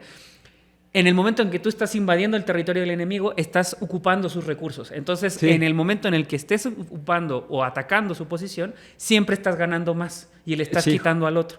Entonces, Escipión se dio rápidamente cuenta de eso. O sea, mientras este tipo esté en Italia, Roma siempre va a tener la sombra atrás de lo que nos puede ocurrir. Sí. Entonces, si llevamos el teatro de operaciones, primero, le quitamos su base logística en España o Hispania y luego le llevamos la guerra directamente a Cartago, eso va a implicar que tiene que venirse a fuerza. Sí. Tiene que liberar Italia. Y si además, porque esa fue la otra jugada, si además nosotros le cortamos la ruta de suministros marítima, eso implica que además va a llegar debilitado y no con los mejores hombres. Sí, va a llegar con lo que llegue. Y todo eso lo pensó Escipión.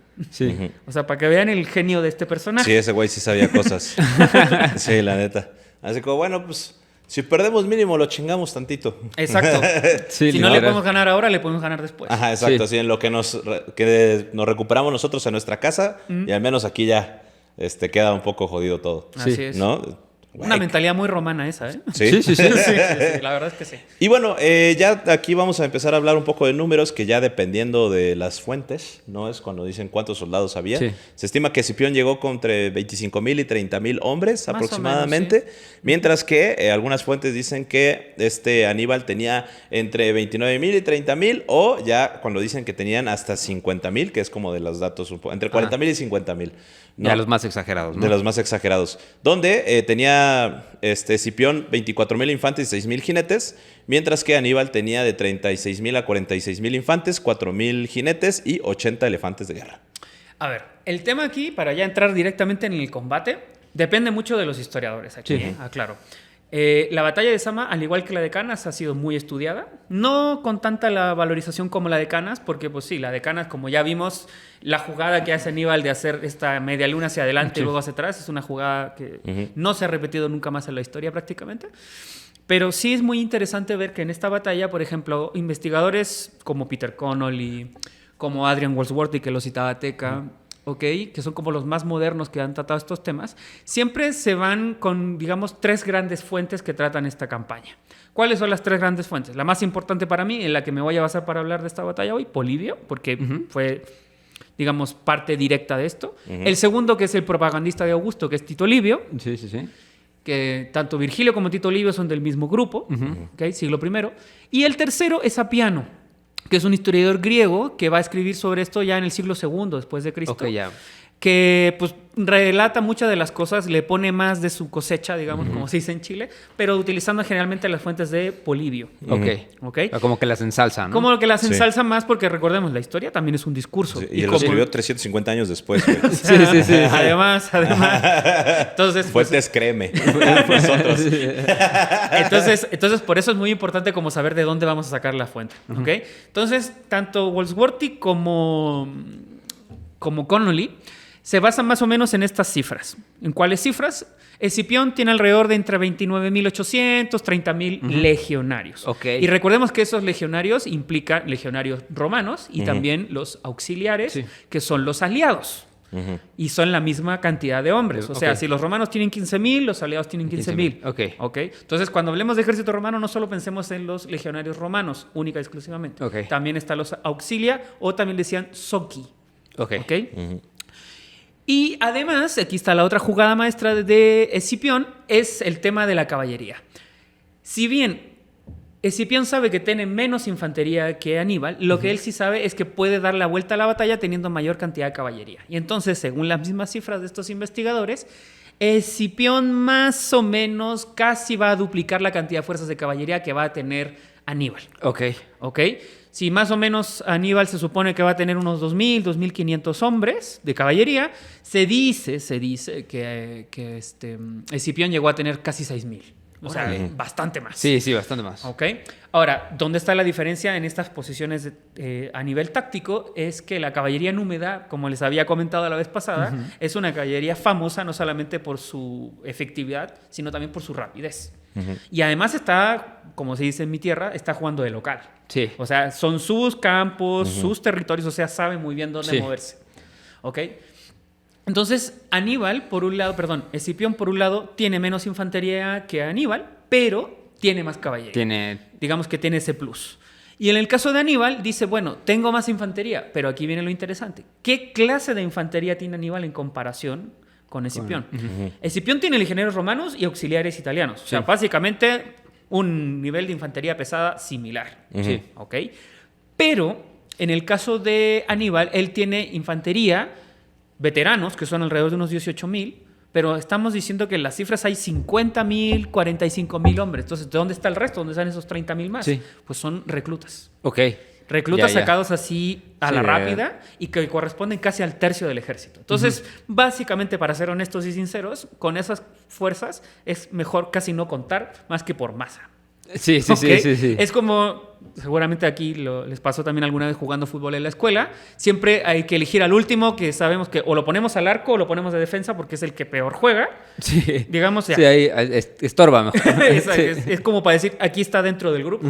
Bueno, estos efectivos, que no son tan efectivos para Aníbal, también están ahí en masa. Pero claro, tenemos que pensar que es una época en la cual la guerra se juega también en términos simbólicos. Entonces eso implica que si tú ves una marea de gente llegando de 50,000 y tú tienes 20, dices, cabrón. O sea, sí es diferente, ¿no? Y entonces él dice, pero si bien tengo una infantería en inferior a calidad a la que tiene Escipión, ¿cómo le doy la vuelta a la jugada? Y tengo menos caballería. Entonces ahí es donde entran nuestros queridos amigos los elefantes. Ok, sí. Porque los elefantes en la antigüedad se utilizaban principalmente como arietes. Wow, no, pues sí. Ok, entonces la idea es, los legionarios romanos son muy buenos, lo que tú quieras, pero nadie puede aguantar un paquidermo de 200 kilos, claro, o más.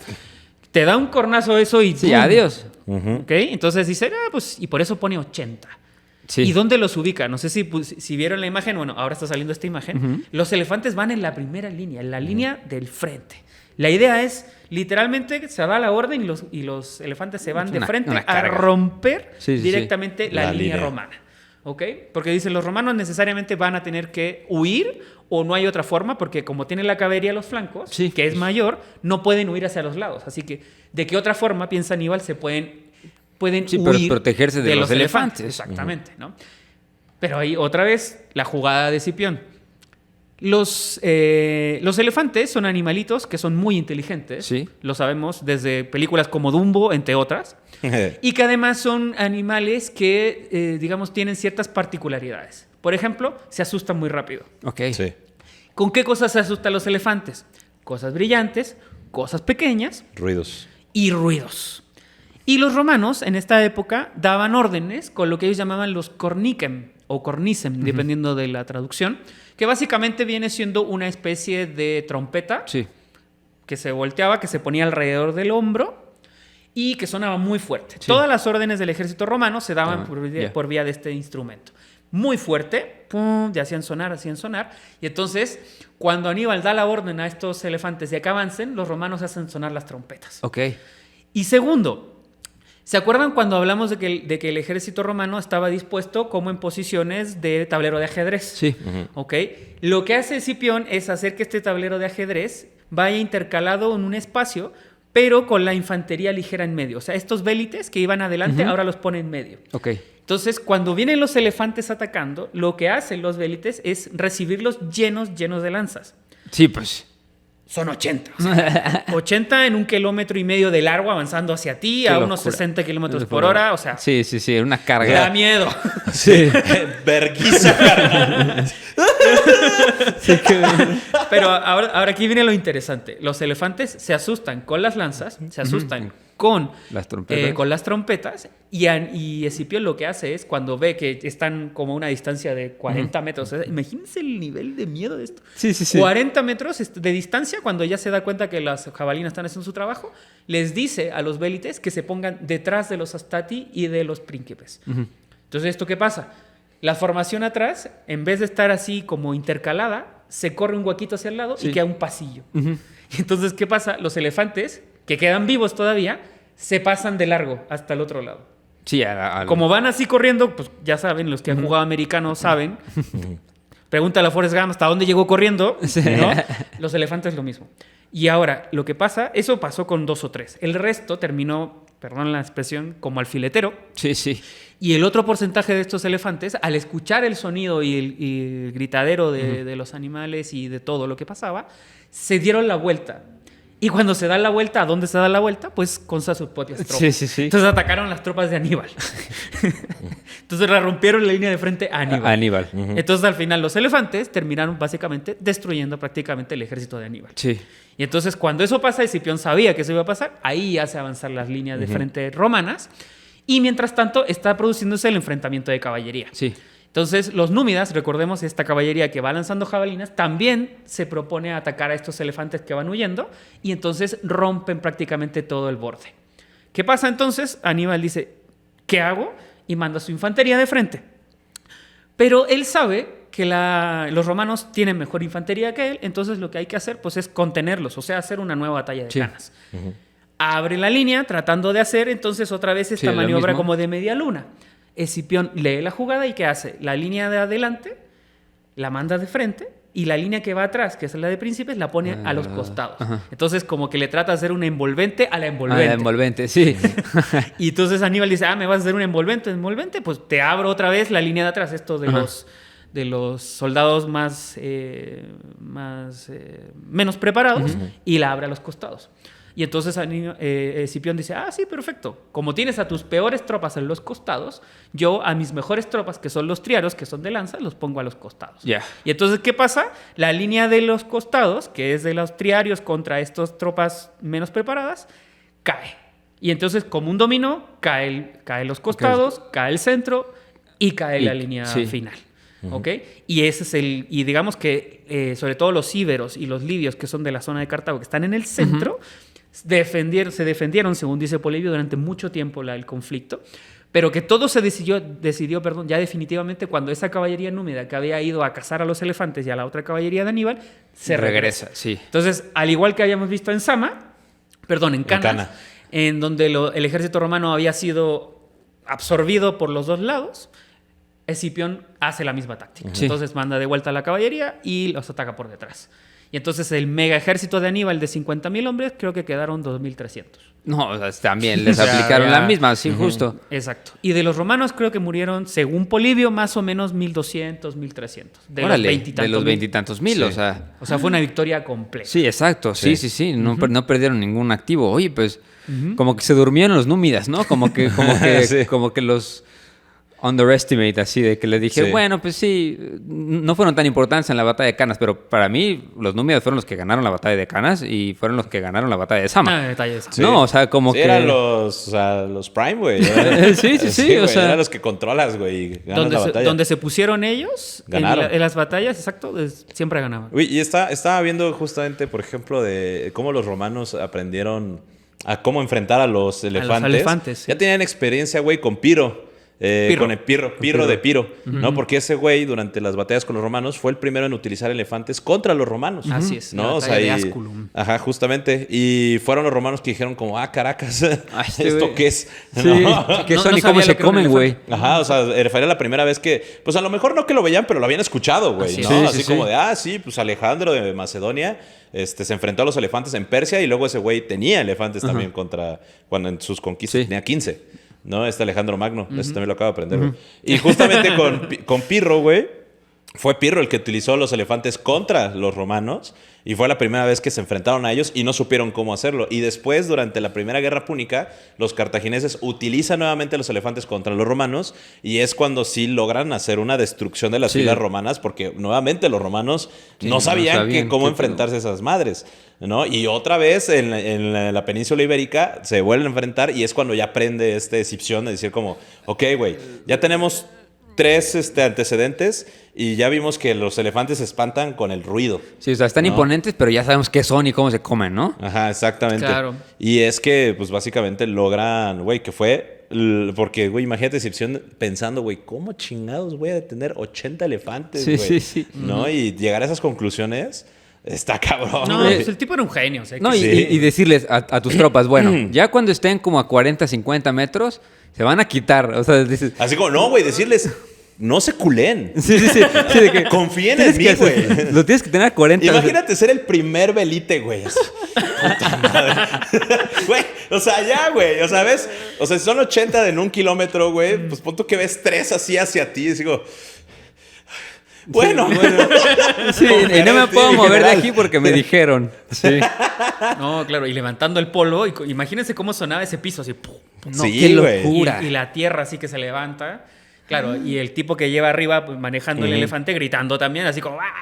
Sí, que por eso tenemos estos cuadros súper cinematográficos claro. Y ahora, imagínate la contraparte, ser el vato que va controlando un elefante y de repente te van cayendo 3000 lanzas, güey. Sí.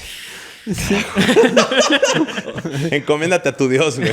Sí, al que sea. Bueno, tras la derrota, Aníbal y sus compañeros llegan a la base principal cartaginesa en Adrementum, donde reúnen 6,000 soldados de infantería y 500 de caballería. Aníbal consideró que esto era demasiado poco para continuar la guerra y aconsejó al Senado cartaginés que hicieran la paz en los términos que se pudiera.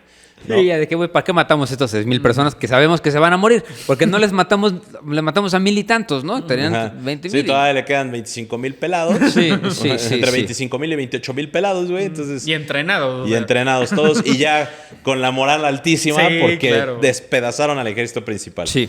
Los romanos saquean el campamento cartaginés y Escipión marcha con sus legiones de regreso a Túnez. Los cartagineses volvieron a pedir la paz y dada la dificultad de terminar la guerra asaltando o matando de hambre a la ciudad de Cartago, su continuo temor de que pudieran reemplazar en el mando de Escipión entró en negociaciones. Escipión dijo, güey, seguimos en su casa. Sí, a ver, sí los derrotamos, güey, pero seguimos en su casa y sigue siendo el imperio más rico del mundo. Exacto. ¿No? Entonces, si es güeyes nada más se ponen a juntar ahorros, se contratan un ejército, vete a saber de qué parte de África, güey. Sí, exacto, sí. O levantan a los íberos otra vez. ¿No? Por ejemplo. Y eso sí era probable, ¿eh? Sí, así como levantan otra vez a los íberos y yo estoy aquí, güey. Y ya va para volver a organizar el ejército y mandarlo otra vez a... Me van a aplicar la misma que les acabamos de aplicar. Entonces Escipión dice como, ok, está bien. Vámonos a negociar. Una derrota y una victoria. Igual a 0, ¿no? Sí. Me retiro como los grandes. Negociemos. Y Escipión recibe la noticia que el ejército númida al mando del hijo de Sífax, Bermina, marchaba en ayuda a Cartago. Este fue interceptado y rodeado por una fuerza romana compuesta en gran parte por la caballería númida y es derrotado. Se desconoce el número de númidas involucrados, pero Livio registra que más de 16,000 númidas fueron asesinados o capturados y esta fue la segunda y la última batalla de la Segunda Guerra Púnica. Sí. El tratado de paz que los romanos impusieron posteriormente a los cartagineses los despojó de sus territorios de ultramar y algunos de sus territorios africanos. Aquí viene lo bueno. Se debían pagar una indemnización de 10,000 talentos de plata durante 50 años. ¡Su puta madre, güey! O sea, un talento de plata tienen que pensar que equivale más o menos a entre unos 20-25 kilos de plata. ¡Órale! 25 kilos por 10, güey, son... 250. 250,000 toneladas de plata. No, 250 kilos. 250 kilos. Es que pedían 10,000 talentos de plata. 10,000. Ya no. Ya. O sea, cada año tenían que pagar 10,000 talentos de plata. O sea, 250,000 kilos. A ver, tú saca las cuentas. Somos todos de humanidades aquí. Sí, aquí somos área 3, cabrón. Son 25, ¿no? 250,000 kilos de plata. O sea, los estaban destruyendo. Por 50 años. Sí. ¿No? O sea, ustedes hagan las matemáticas. ¿Cuánto es por 50, güey? O sea, es un chingo. Es parecido a lo que tuvo que pagar Alemania por la Primera Guerra Mundial. Ajá. Se tomaron rehenes, sobre todo altos funcionarios cartagineses. Se le prohibió a Cartago poseer elefantes de guerra y su flota se restringió a 10,000 barcos de guerra, güey. O sea, si los cartagineses tenían 10,000 barcos, nada más podían tener 10, ¿no? Se les prohibió hacer la guerra fuera de África y en África solo con el permiso expreso de Roma. Muchos cartagineses de alto rango querían rechazarlo, pero Aníbal habló fuerte a su favor y fue aceptado en la primavera del 201 a.C. A partir de entonces quedó claro que Cartago estaba políticamente subordinado a Roma y Escipión recibió el triunfo y recibió el agnomen de Africanus. Sí, ahora sí. ¿No? Mira, ¿Qué territorios perdió Cartago con...? Pues básicamente toda la zona sur de España y el territorio que circunda, ¿cómo se llama? A Cartago. O sea, la parte norte de África, todo esto. Ok. Y también hizo que los númidas pasaran al bando romano. Oh. Ya no, porque también se estableció que... O sea, tú que Mauritania, Numidia, claro, todo eso ya era romano. No que fuera romano, pero eran estados tributarios de Roma, ya no de Cartago. Satélites. Satélites. Okay. Yo aquí tengo que, si tomamos en cuenta que el precio de la plata son como $1 por gramo, bueno, $0.90 por gramo, el resultado da que 250 toneladas de plata valen aproximadamente $210 millones. O, si están en México... 3,780 millones de pesos. Mexicanos. Sí. Por 50 años. Su perra madre. Ni la mesilla. Sí, güey. Sí. Claro, güey. No, pobrecitos, güey. Sí les fue como en feria, cabrón. Sí. No, y aparte, imagínate, es que, güey, imagínate nada más de ser la potencia comercial de todo, ¿cómo se llama? De todo el Mediterráneo. Del Mediterráneo, sí. A ser vasallo romano, ¿no? Los romanos eran ricos todos, bro.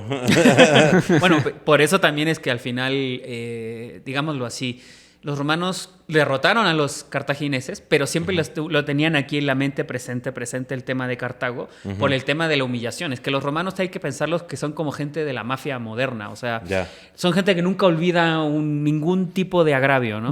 Entonces había un senador, creo que era Apio Claudio, no me acuerdo el nombre del senador, pero que decía, delenda Cartago es. Todo el tiempo terminaba toda la locución. Es cierto, sí. Y por eso decía al final, bueno, y por eso Cartago se tiene que destruir. ¿No? Estaba hablando del presupuesto, no sé, de mejora de carreteras. Decía, bueno, y además hay que destruir a Cartago. Y además hay que destruir a Cartago. Hasta que finalmente el nieto... Las mujeres deberían votar. Y además hay que destruir Cartago. y es por esa razón que el nieto de Escipión el africano, que se va a llamar Escipión Emiliano, como les digo, en Roma había falta de nombres, Escipión Emiliano va a ser el que va a tomar definitivamente Cartago en la tercera guerra púnica, y ahí la va a arrasar definitivamente. Y eso es el relato que cuenta Polibio cuando termina su libro, y lo dice muy claro. O sea, Escipión Emiliano dice, yo vengo a completar lo que no pudo ser mi abuelo. Mi abuelo, sí. Carajo. Y bueno, ya a partir de esto, después del fin de la Segunda Guerra Púnica, viene la Tercera Guerra Púnica, que ya lo saben, donde básicamente pues ya es la destrucción total de Cartago, ¿no? Donde pues al final ya Roma dice como de, ya, güey, ¿para qué los mantenemos aquí? ¿No? ¿Qué tal si en una de esas se nos vuelven a rebelar y porque siguen siendo muy ricos? Es que se volvieron a enriquecer, es que ese es el tema. Sí, y como dicen ahora algún cierto estado que se jacta de su soberanía, hay que matar hasta los bebés porque luego crecen y nos atacan, literalmente, ¿no? A su máquina. Y hasta los salaron, ¿no? Que es eso, ¿no? Que salaron el campo, que dice que no solo se destruyó, sino que borraron su futuro, así dice, ¿no? Así es. Aunque Roma volvió a fundar una ciudad ahí. ¿Y quién lo hizo? Cayo Julio César. Cayo Julio César. Sí, exacto. Sí. Sí, ¿no? Y bueno, pues ya la Tercera Guerra Púnica la tenemos ahí en las Guerras Púnicas. Pero pues ya básicamente es la destrucción de Cartago con una invasión a Cartago liderada por Escipión Emiliano, Manio Manilio, Lucio Marco Cesorino, Lucio Calpurnio Pisón, contra Asdrúbal, ¿no? Donde pues básicamente se cree que hubo 750,000 muertos, incluyendo pues todos, mujeres, niños. Sí, literal. Así. Y los supervivientes, que eran aproximadamente 50,000, todos fueron esclavizados. ¿No? O sea, básicamente casi 1,000,000 de personas murieron en la Tercera Guerra Púnica del lado de Cartago, güey. Donde pues básicamente ya fue la destrucción total del pueblo cartaginés para que no se vuelvan a levantar. Sí, eso fue con saña, eso fue con alevosía y ventaja. Te digo que los romanos no eran gente con las que le pudieras hacer ningún tipo de broma. O sea, cosa de ver sus estatuas. ¿En qué momento los ves sonriendo? Sí, tienes toda la razón. Nunca. Son gente muy solemne. Y finalmente se convierte en Útica, Cartagena. Lo que era Cartago. Cartago se destruye y Útica se convierte en la capital de la nueva provincia romana en el año 145. 146. Que se llama África. Ahora es África. Ya es África, sí. Huevo. No, pues ¿qué mejor testimonio queremos tener del ejemplo que platicábamos en el capítulo pasado de que a Roma se la haces una vez, ¿no? Exacto. Y te la aprenden y te la aplican. Pues le pasó lo mismo a los partos, ¿no? Bueno. Esa también es otra donde matan el Craso. Sí, Craso. Que también por eso lo del craso error. Ajá, sí, justamente donde... Recordemos, creo que sí lo hablamos de nuestra serie de Roma. Romanos, donde básicamente Craso, para poder imponer su poder en el triunvirato, dijo, vamos a atacar parte de los voy a conquistar. Y le meten una reatiza a los partos. La batalla de Carras. Ajá, en la batalla de Carras, que también es una de las mayores derrotas de Roma, que ahí sí mataron a todos los romanos, ¿no? De hecho, hay unas buenas novelas que se llaman Las Legiones... el Águila. Sí, La Legión Perdida. La Legión Perdida, sí. Ajá, La Legión Perdida, donde habla justamente de cómo los romanos que quedaron esclavizados por los partos terminaron hasta lo que es hoy Kazajstán. Sí, sí. Bueno, algunos dicen que llegaron a China también. Hay varias teorías sobre eso. Ajá, esa está bien padre, güey. Esa historia es bien chida porque es así como que los derrotaron en Partia, ¿no? Que hoy es Irak, me parece. Vendría siendo el norte de Irak. Como el norte de Irak. Y los que quedaron, que eran como 10,000, 15,000 romanos, los utilizaron de mercenarios para hacer las conquistas parteas hasta la India y más allá, güey. O sea, órale. y que hay así ciertas locaciones ahorita en lo que es Kazajstán, Uzbekistán y así, donde hay un fenotipo muy raro. Medio mediterráneo. Mediterráneo, Ajá, donde sí, los sí, hombres y las mujeres tienen cabello chino y ojo claro. Sí, y son barbados todos. Ajá, y barbones. Es como, güey, tú no deberías estar aquí, hermano. Sí. Bueno. Sí.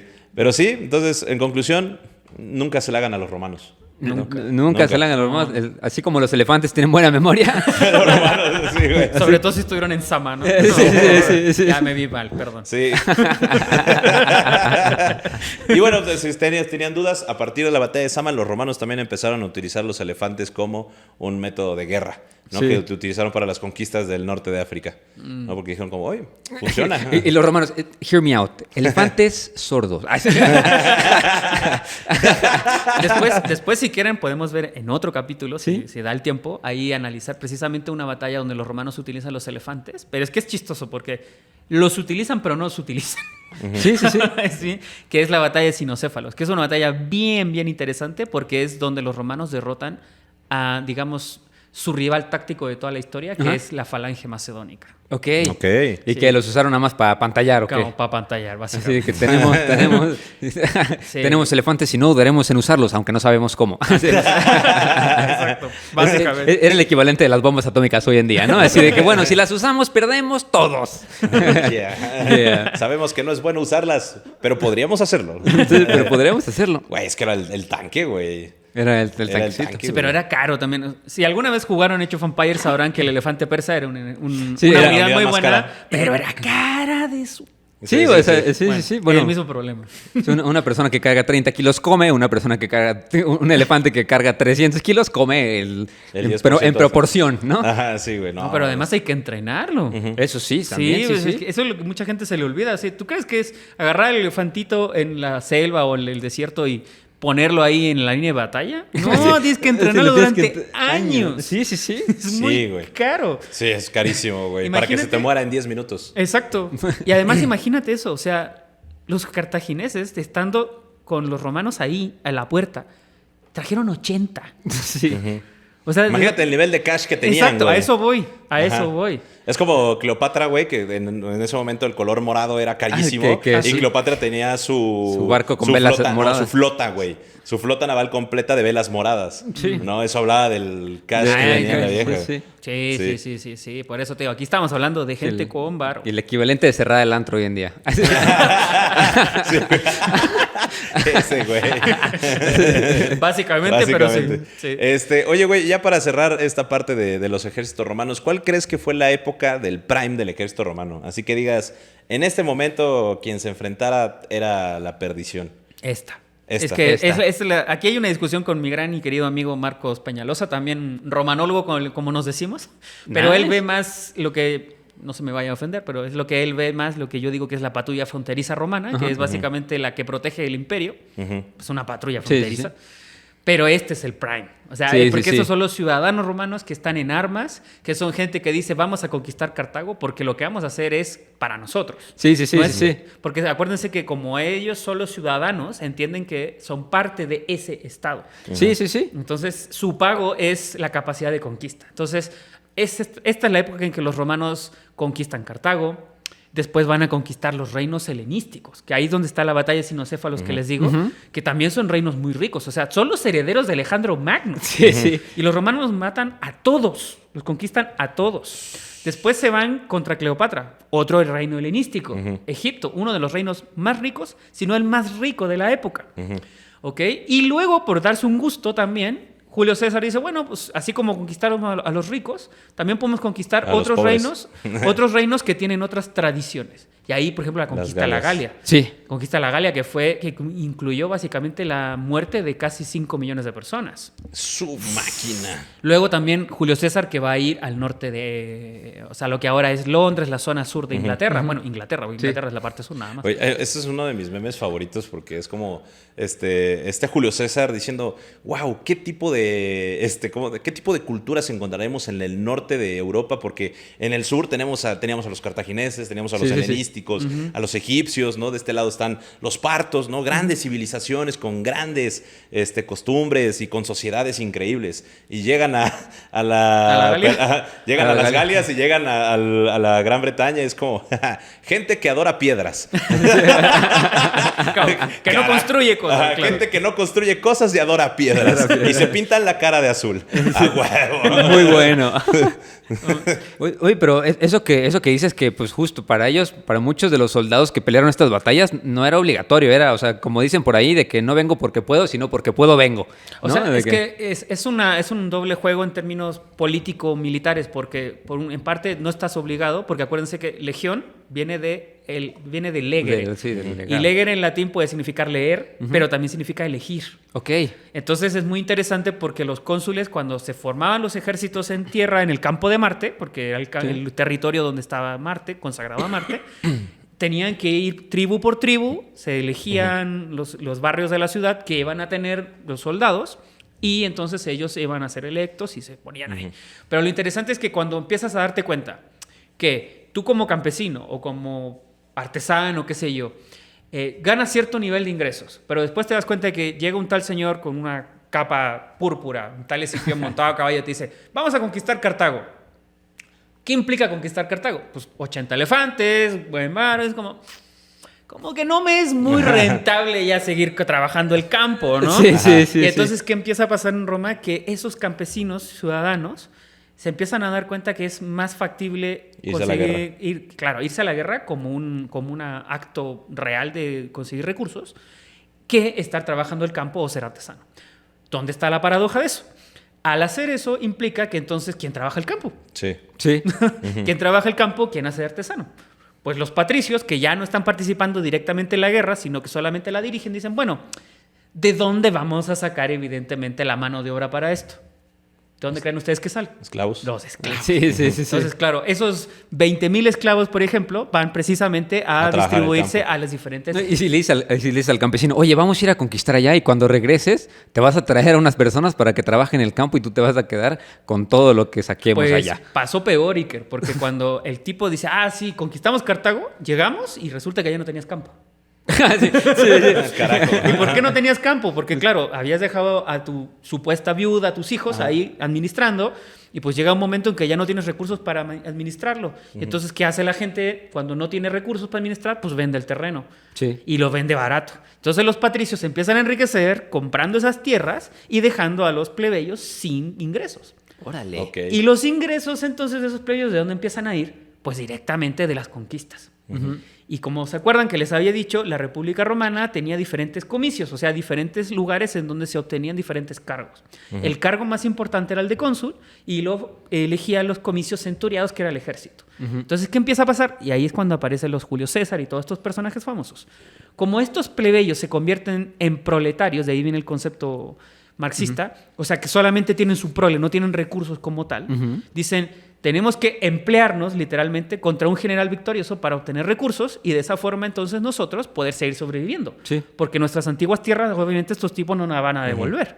Claro. Sí. Entonces, los Julio César, los Cayo Mario, los Lúculo, Pompeyo, van a decir, como ustedes son mi querida chusma, yo me los llevo a conquistar territorios, les fundo colonias romanas, como ellos llaman, que son territorios externos, donde ellos pueden tener su territorio, y además les doy los recursos de la campaña. Sí. Entonces, ahí es cuando Roma se convierte en esa, que yo le llamo ese pulpo depredador, en el que dice, a ver, algo así como este meme, no sé si han visto, de que, no sé, por ejemplo, encontraron oro en la luna y aparece así una imagen de los españoles diciendo sí. como que la luna necesita un poquito de cristianismo, ¿no? Sí. Bueno, eso es lo que empieza a hacer Roma. Okay. Y entonces empieza cada vez más a expandirse territorialmente y obteniendo más y más recursos. Y entonces ya esos antiguos soldados ciudadanos se empiezan a dar cuenta que en vez de trabajar de soldado campesino, vale más trabajar de soldado literalmente todo el tiempo. Y ahí es cuando Mario dice, ¿saben qué? Dejemos de estupideces, convirtámonos en soldados profesionales. Y ahí se crea el ejército romano profesional. Pero ya, si estábamos en el año 205, 206 más o menos ahorita, esto va a ser el año 90, entre el año 90 y el año 101, o sea, un siglo después. Sí. Güey, escucha esto me quedé con la espinita de las guerras galias. Ajá. Las guerras galias, güey, fue un conflicto militar entre la República Romana contra Avernos, Atrébates, Atataucos, Vituiriges, Caéletes, Euburones, Elvicios, Menapios, Morinos, Nervios, Sociates, Suezones, Vénetos, Beliocases, Viromandos, entre otros desconocidos. Además de Aduáticos, Arudes, Marcomanos, Tríbocas, Bagiones, Németes, Sicambrios, Suevos, Téncteros, Ubios, Usípetes y finalmente britanos, las cuales, según Plutarco, resultaron con 800 ciudades conquistadas y destruidas, 300 tribus sometidas, un tributo de más de 40 millones de sestercios para César. ¿Cuánto era un sestercio? Sestercio viene siendo...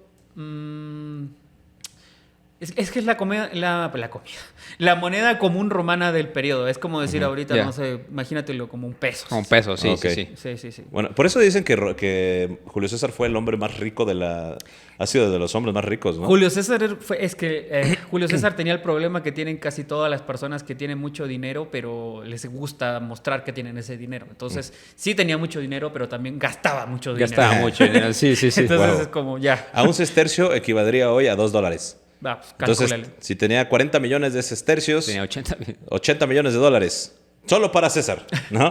Bueno, 1 millón de prisioneros vendidos como esclavos. Acuérdate que ese recurso también se reparte para los legionarios. O sea, los legionarios también están ricos ahí, ojo. Sí. Eso lo muestra muy bien la serie de Roma, si quieren. Se las había recomendado, la de HBO, donde aparece la historia de Tito César, Pulo. ¿no? Sí, de Tito Pulo y de Lucio Boreno, que son precisamente legionarios de César.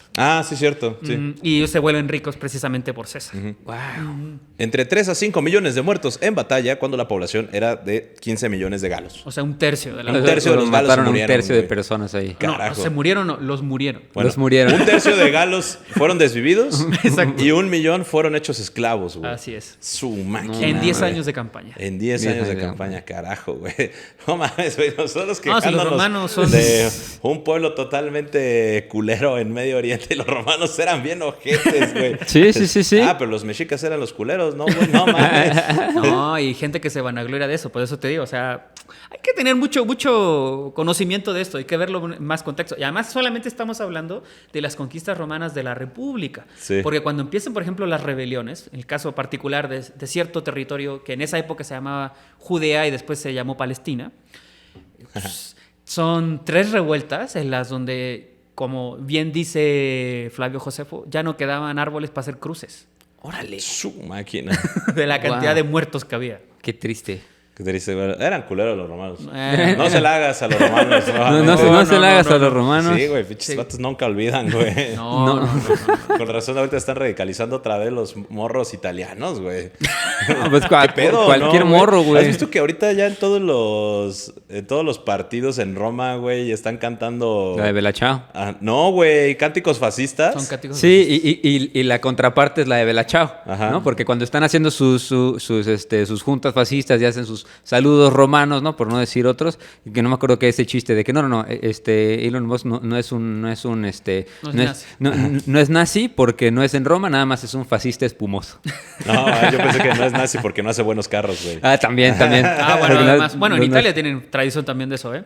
Aunque, en el caso del calcio, como le dicen en Italia, la facción fascista del calcio italiano siempre ha sido la Lazio de Roma. Sí. Pero la Roma también se funda también con esa raigambre un poquito fascista. De hecho, el equipo antifascista italiano por excelencia es el Livorno. Sí. Que ahora está en la Serie D. Sí, en la serie, sí. En la última. Y de hecho creo que cambió hasta de nombre. Pero sí, o sea, tú ibas a partidos del Livorno en su momento, yo me acuerdo, estoy hablando de los años 90, ibas a los partidos de la Serie A en ese momento, que era el Livorno, por ejemplo, contra la Lazio, y era pues literalmente una lucha entre fascistas y comunistas en el estadio. Sí. Ahí habían figuras, yo me acuerdo, por ejemplo, Lucarelli en el caso de Livorno, que salía celebrando los goles con su playera del Che. Ajá.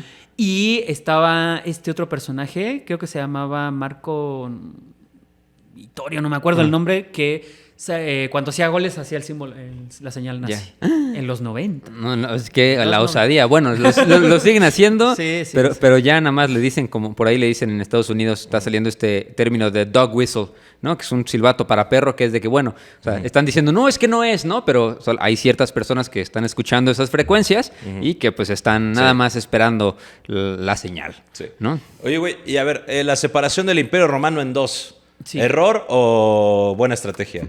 Objeto o pastel. Objeto o pastel. Pues yo creo que la verdad lo que permitió eso fue que siguiéramos hablando de Roma, porque si así como seguía, la verdad es que además, a ver, el Imperio Romano como tal, como nosotros lo estamos viendo en esta época, siglo II, siglo I antes de Cristo, es una construcción que en el siglo IV, siglo V es muy diferente. ¿Okay? Primero, ya tenemos un imperio cristiano, eso ya es muy diferente.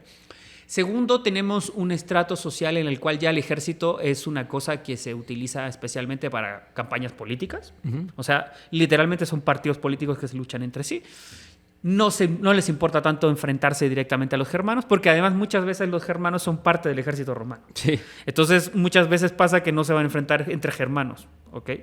Entonces, ¿qué pasa? La parte oriental del Imperio Romano ya había desplazado completamente al mundo occidental desde antes del siglo IV, o si no, ya en el siglo IV definitivamente. Ya en el periodo con... ¿cómo se llamaba este emperador? Diocleciano, que es el que hace la última gran persecución. Ya Diocleciano se dio cuenta de que el Imperio Romano, primero, no podía seguir teniendo capital en Roma, y segundo, que los recursos estaban en la zona oriental. Entonces se empieza a mover la capital poco a poco hacia el oriente. Él la mueve a Nicomedia, que es una ciudad que está en lo que actualmente es el norte de Turquía, y ya Constantino, pues funda Constantinópolis. Sí. Constantinopla es eso, la ciudad de Constantino, ¿no?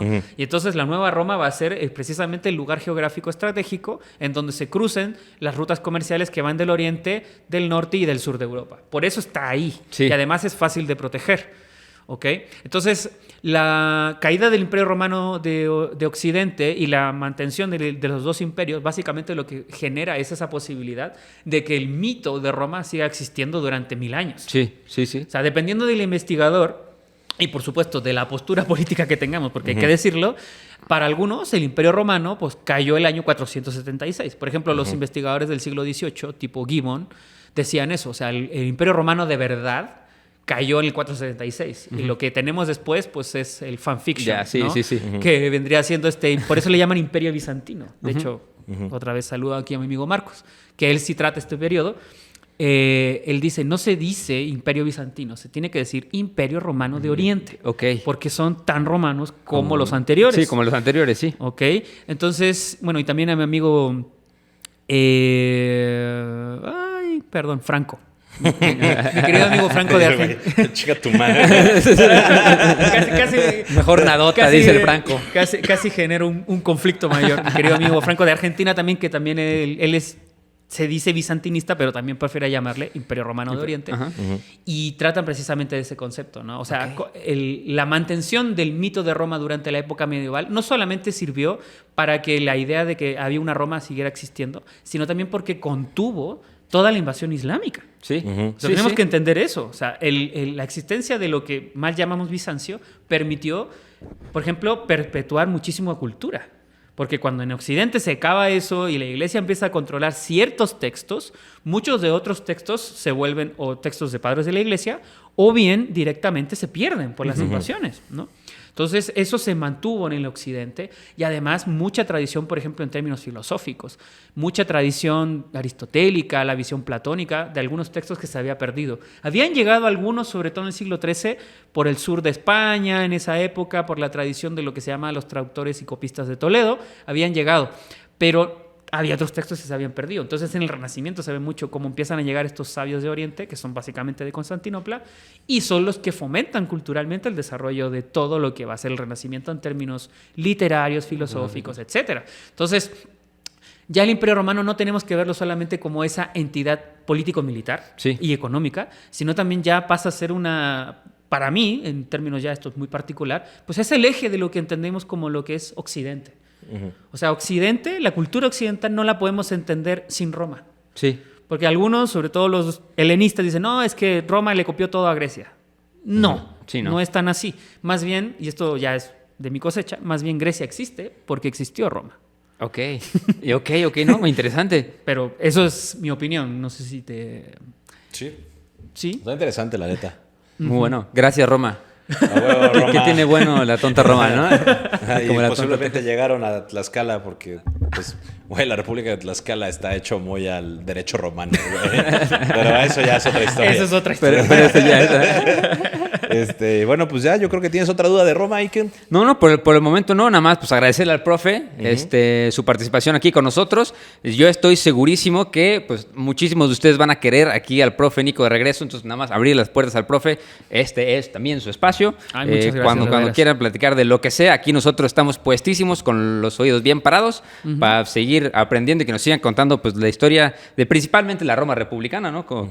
No, pero como te digo, o sea, por ejemplo, el tema de batallas, habíamos mencionado, ¿se acuerdas, Teca? La vez pasada habíamos mencionado Gaugamela, que te sorprendió por la cantidad de bajas. Ah, sí. Sí. También estaría padrísimo. O sea, el buen Alejandro, tratarlo, por supuesto. Pero también hay otras batallas también muy importantes en otras épocas. O sea, ¿cómo se llama? La batalla naval la última, la de los españoles contra los ingleses. Digo, los franceses. Trafalgar, güey. Trafalgar. La batalla de Trafalgar. Es cierto, porque también la vez pasada hablamos prácticamente de batallas de tierra y las batallas navales, por ejemplo, Salamina. Es importantísima. Sí. La batalla de Salamina. En el siglo XVI, la batalla de Lepanto. También. Ah, sí, donde estuvo hablamos. El pintor ¿no? No, Cervantes. El escritor. Que por eso era el manco de el manco de Lepanto. El manco de Lepanto. Exactamente. Bueno, Trafalgar, ya que la mencionas, y por ejemplo, ya en el siglo XX, pues Jutlandia. Ok. ¿Esa lo ubica la batalla de Jutlandia? No, esa no. La batalla de Jutlandia, pues básicamente es la que permitió a los británicos finalmente destruir la armada alemana. Ok. Órale. Sí. Pues las dos más grandes fuerzas navales del mundo a comienzos del siglo XX se destruyeron mutuamente prácticamente en 15 minutos. ¡Wow! Bueno, no fueron 15 minutos, fue más tiempo, pero se aniquilaron ahí. Pero fue tal el nivel de aniquilación que ya después ninguna de las dos flotas pudo enfrentar una batalla abierta en décadas. ¡Wow! No, escucha esto, güey. Jutlandia, 31 de mayo de 1916. Duró un día. El 31 de mayo, el 1 de junio. ¿No? Y dice, fuerzas de combate, la Royal Navy con 151 buques, 28 acorazados, 9 cruceros de batalla, 8 cruceros acorazados, 26 cruceros ligeros, 78 destructores, un barco minador y un porta hidroaviones contra 99 buques de la Kaiserliche Marine. Kaiserliche Marine. Eso, Kaiserliche Marine. No manches, pues ¿qué nos falta? Ya tenemos las batallas de tierra, las batallas navales, las batallas espaciales. Las batallas aéreas, ¿qué pasó? ¿La batalla de Inglaterra? La batalla de Inglaterra también, sí. Sí, por supuesto. Y la invasión a Naboo, la batalla espacial, tenemos. Bueno, ya. Yo te manejo las batallas prehispánicas, güey. ¿También? Hay unas bien verga. También. Estaría padrísimo. La batalla de Otumba, por ejemplo. Hagamos un spin-off de batallas históricas, estaría increíble. Bueno, si les gustó, por favor, comenten, llenen los comentarios aquí para que nosotros podamos enterarnos si les gustó que viniera el profe Nico. Y si no, de todas maneras vamos a seguir invitando. Es nuestro podcast. Si no se jodan, es nuestro podcast. No les gusta, nos vale verga. Váyanse otro. Nosotros aquí queremos mucho al profe. Muchísimas gracias por estar aquí. Y pues acuérdense que no hay batalla si no hay historia. Y no hay historia si no hay un... Güey. Adiós, amigos. Adiós, gracias. Que estén bien.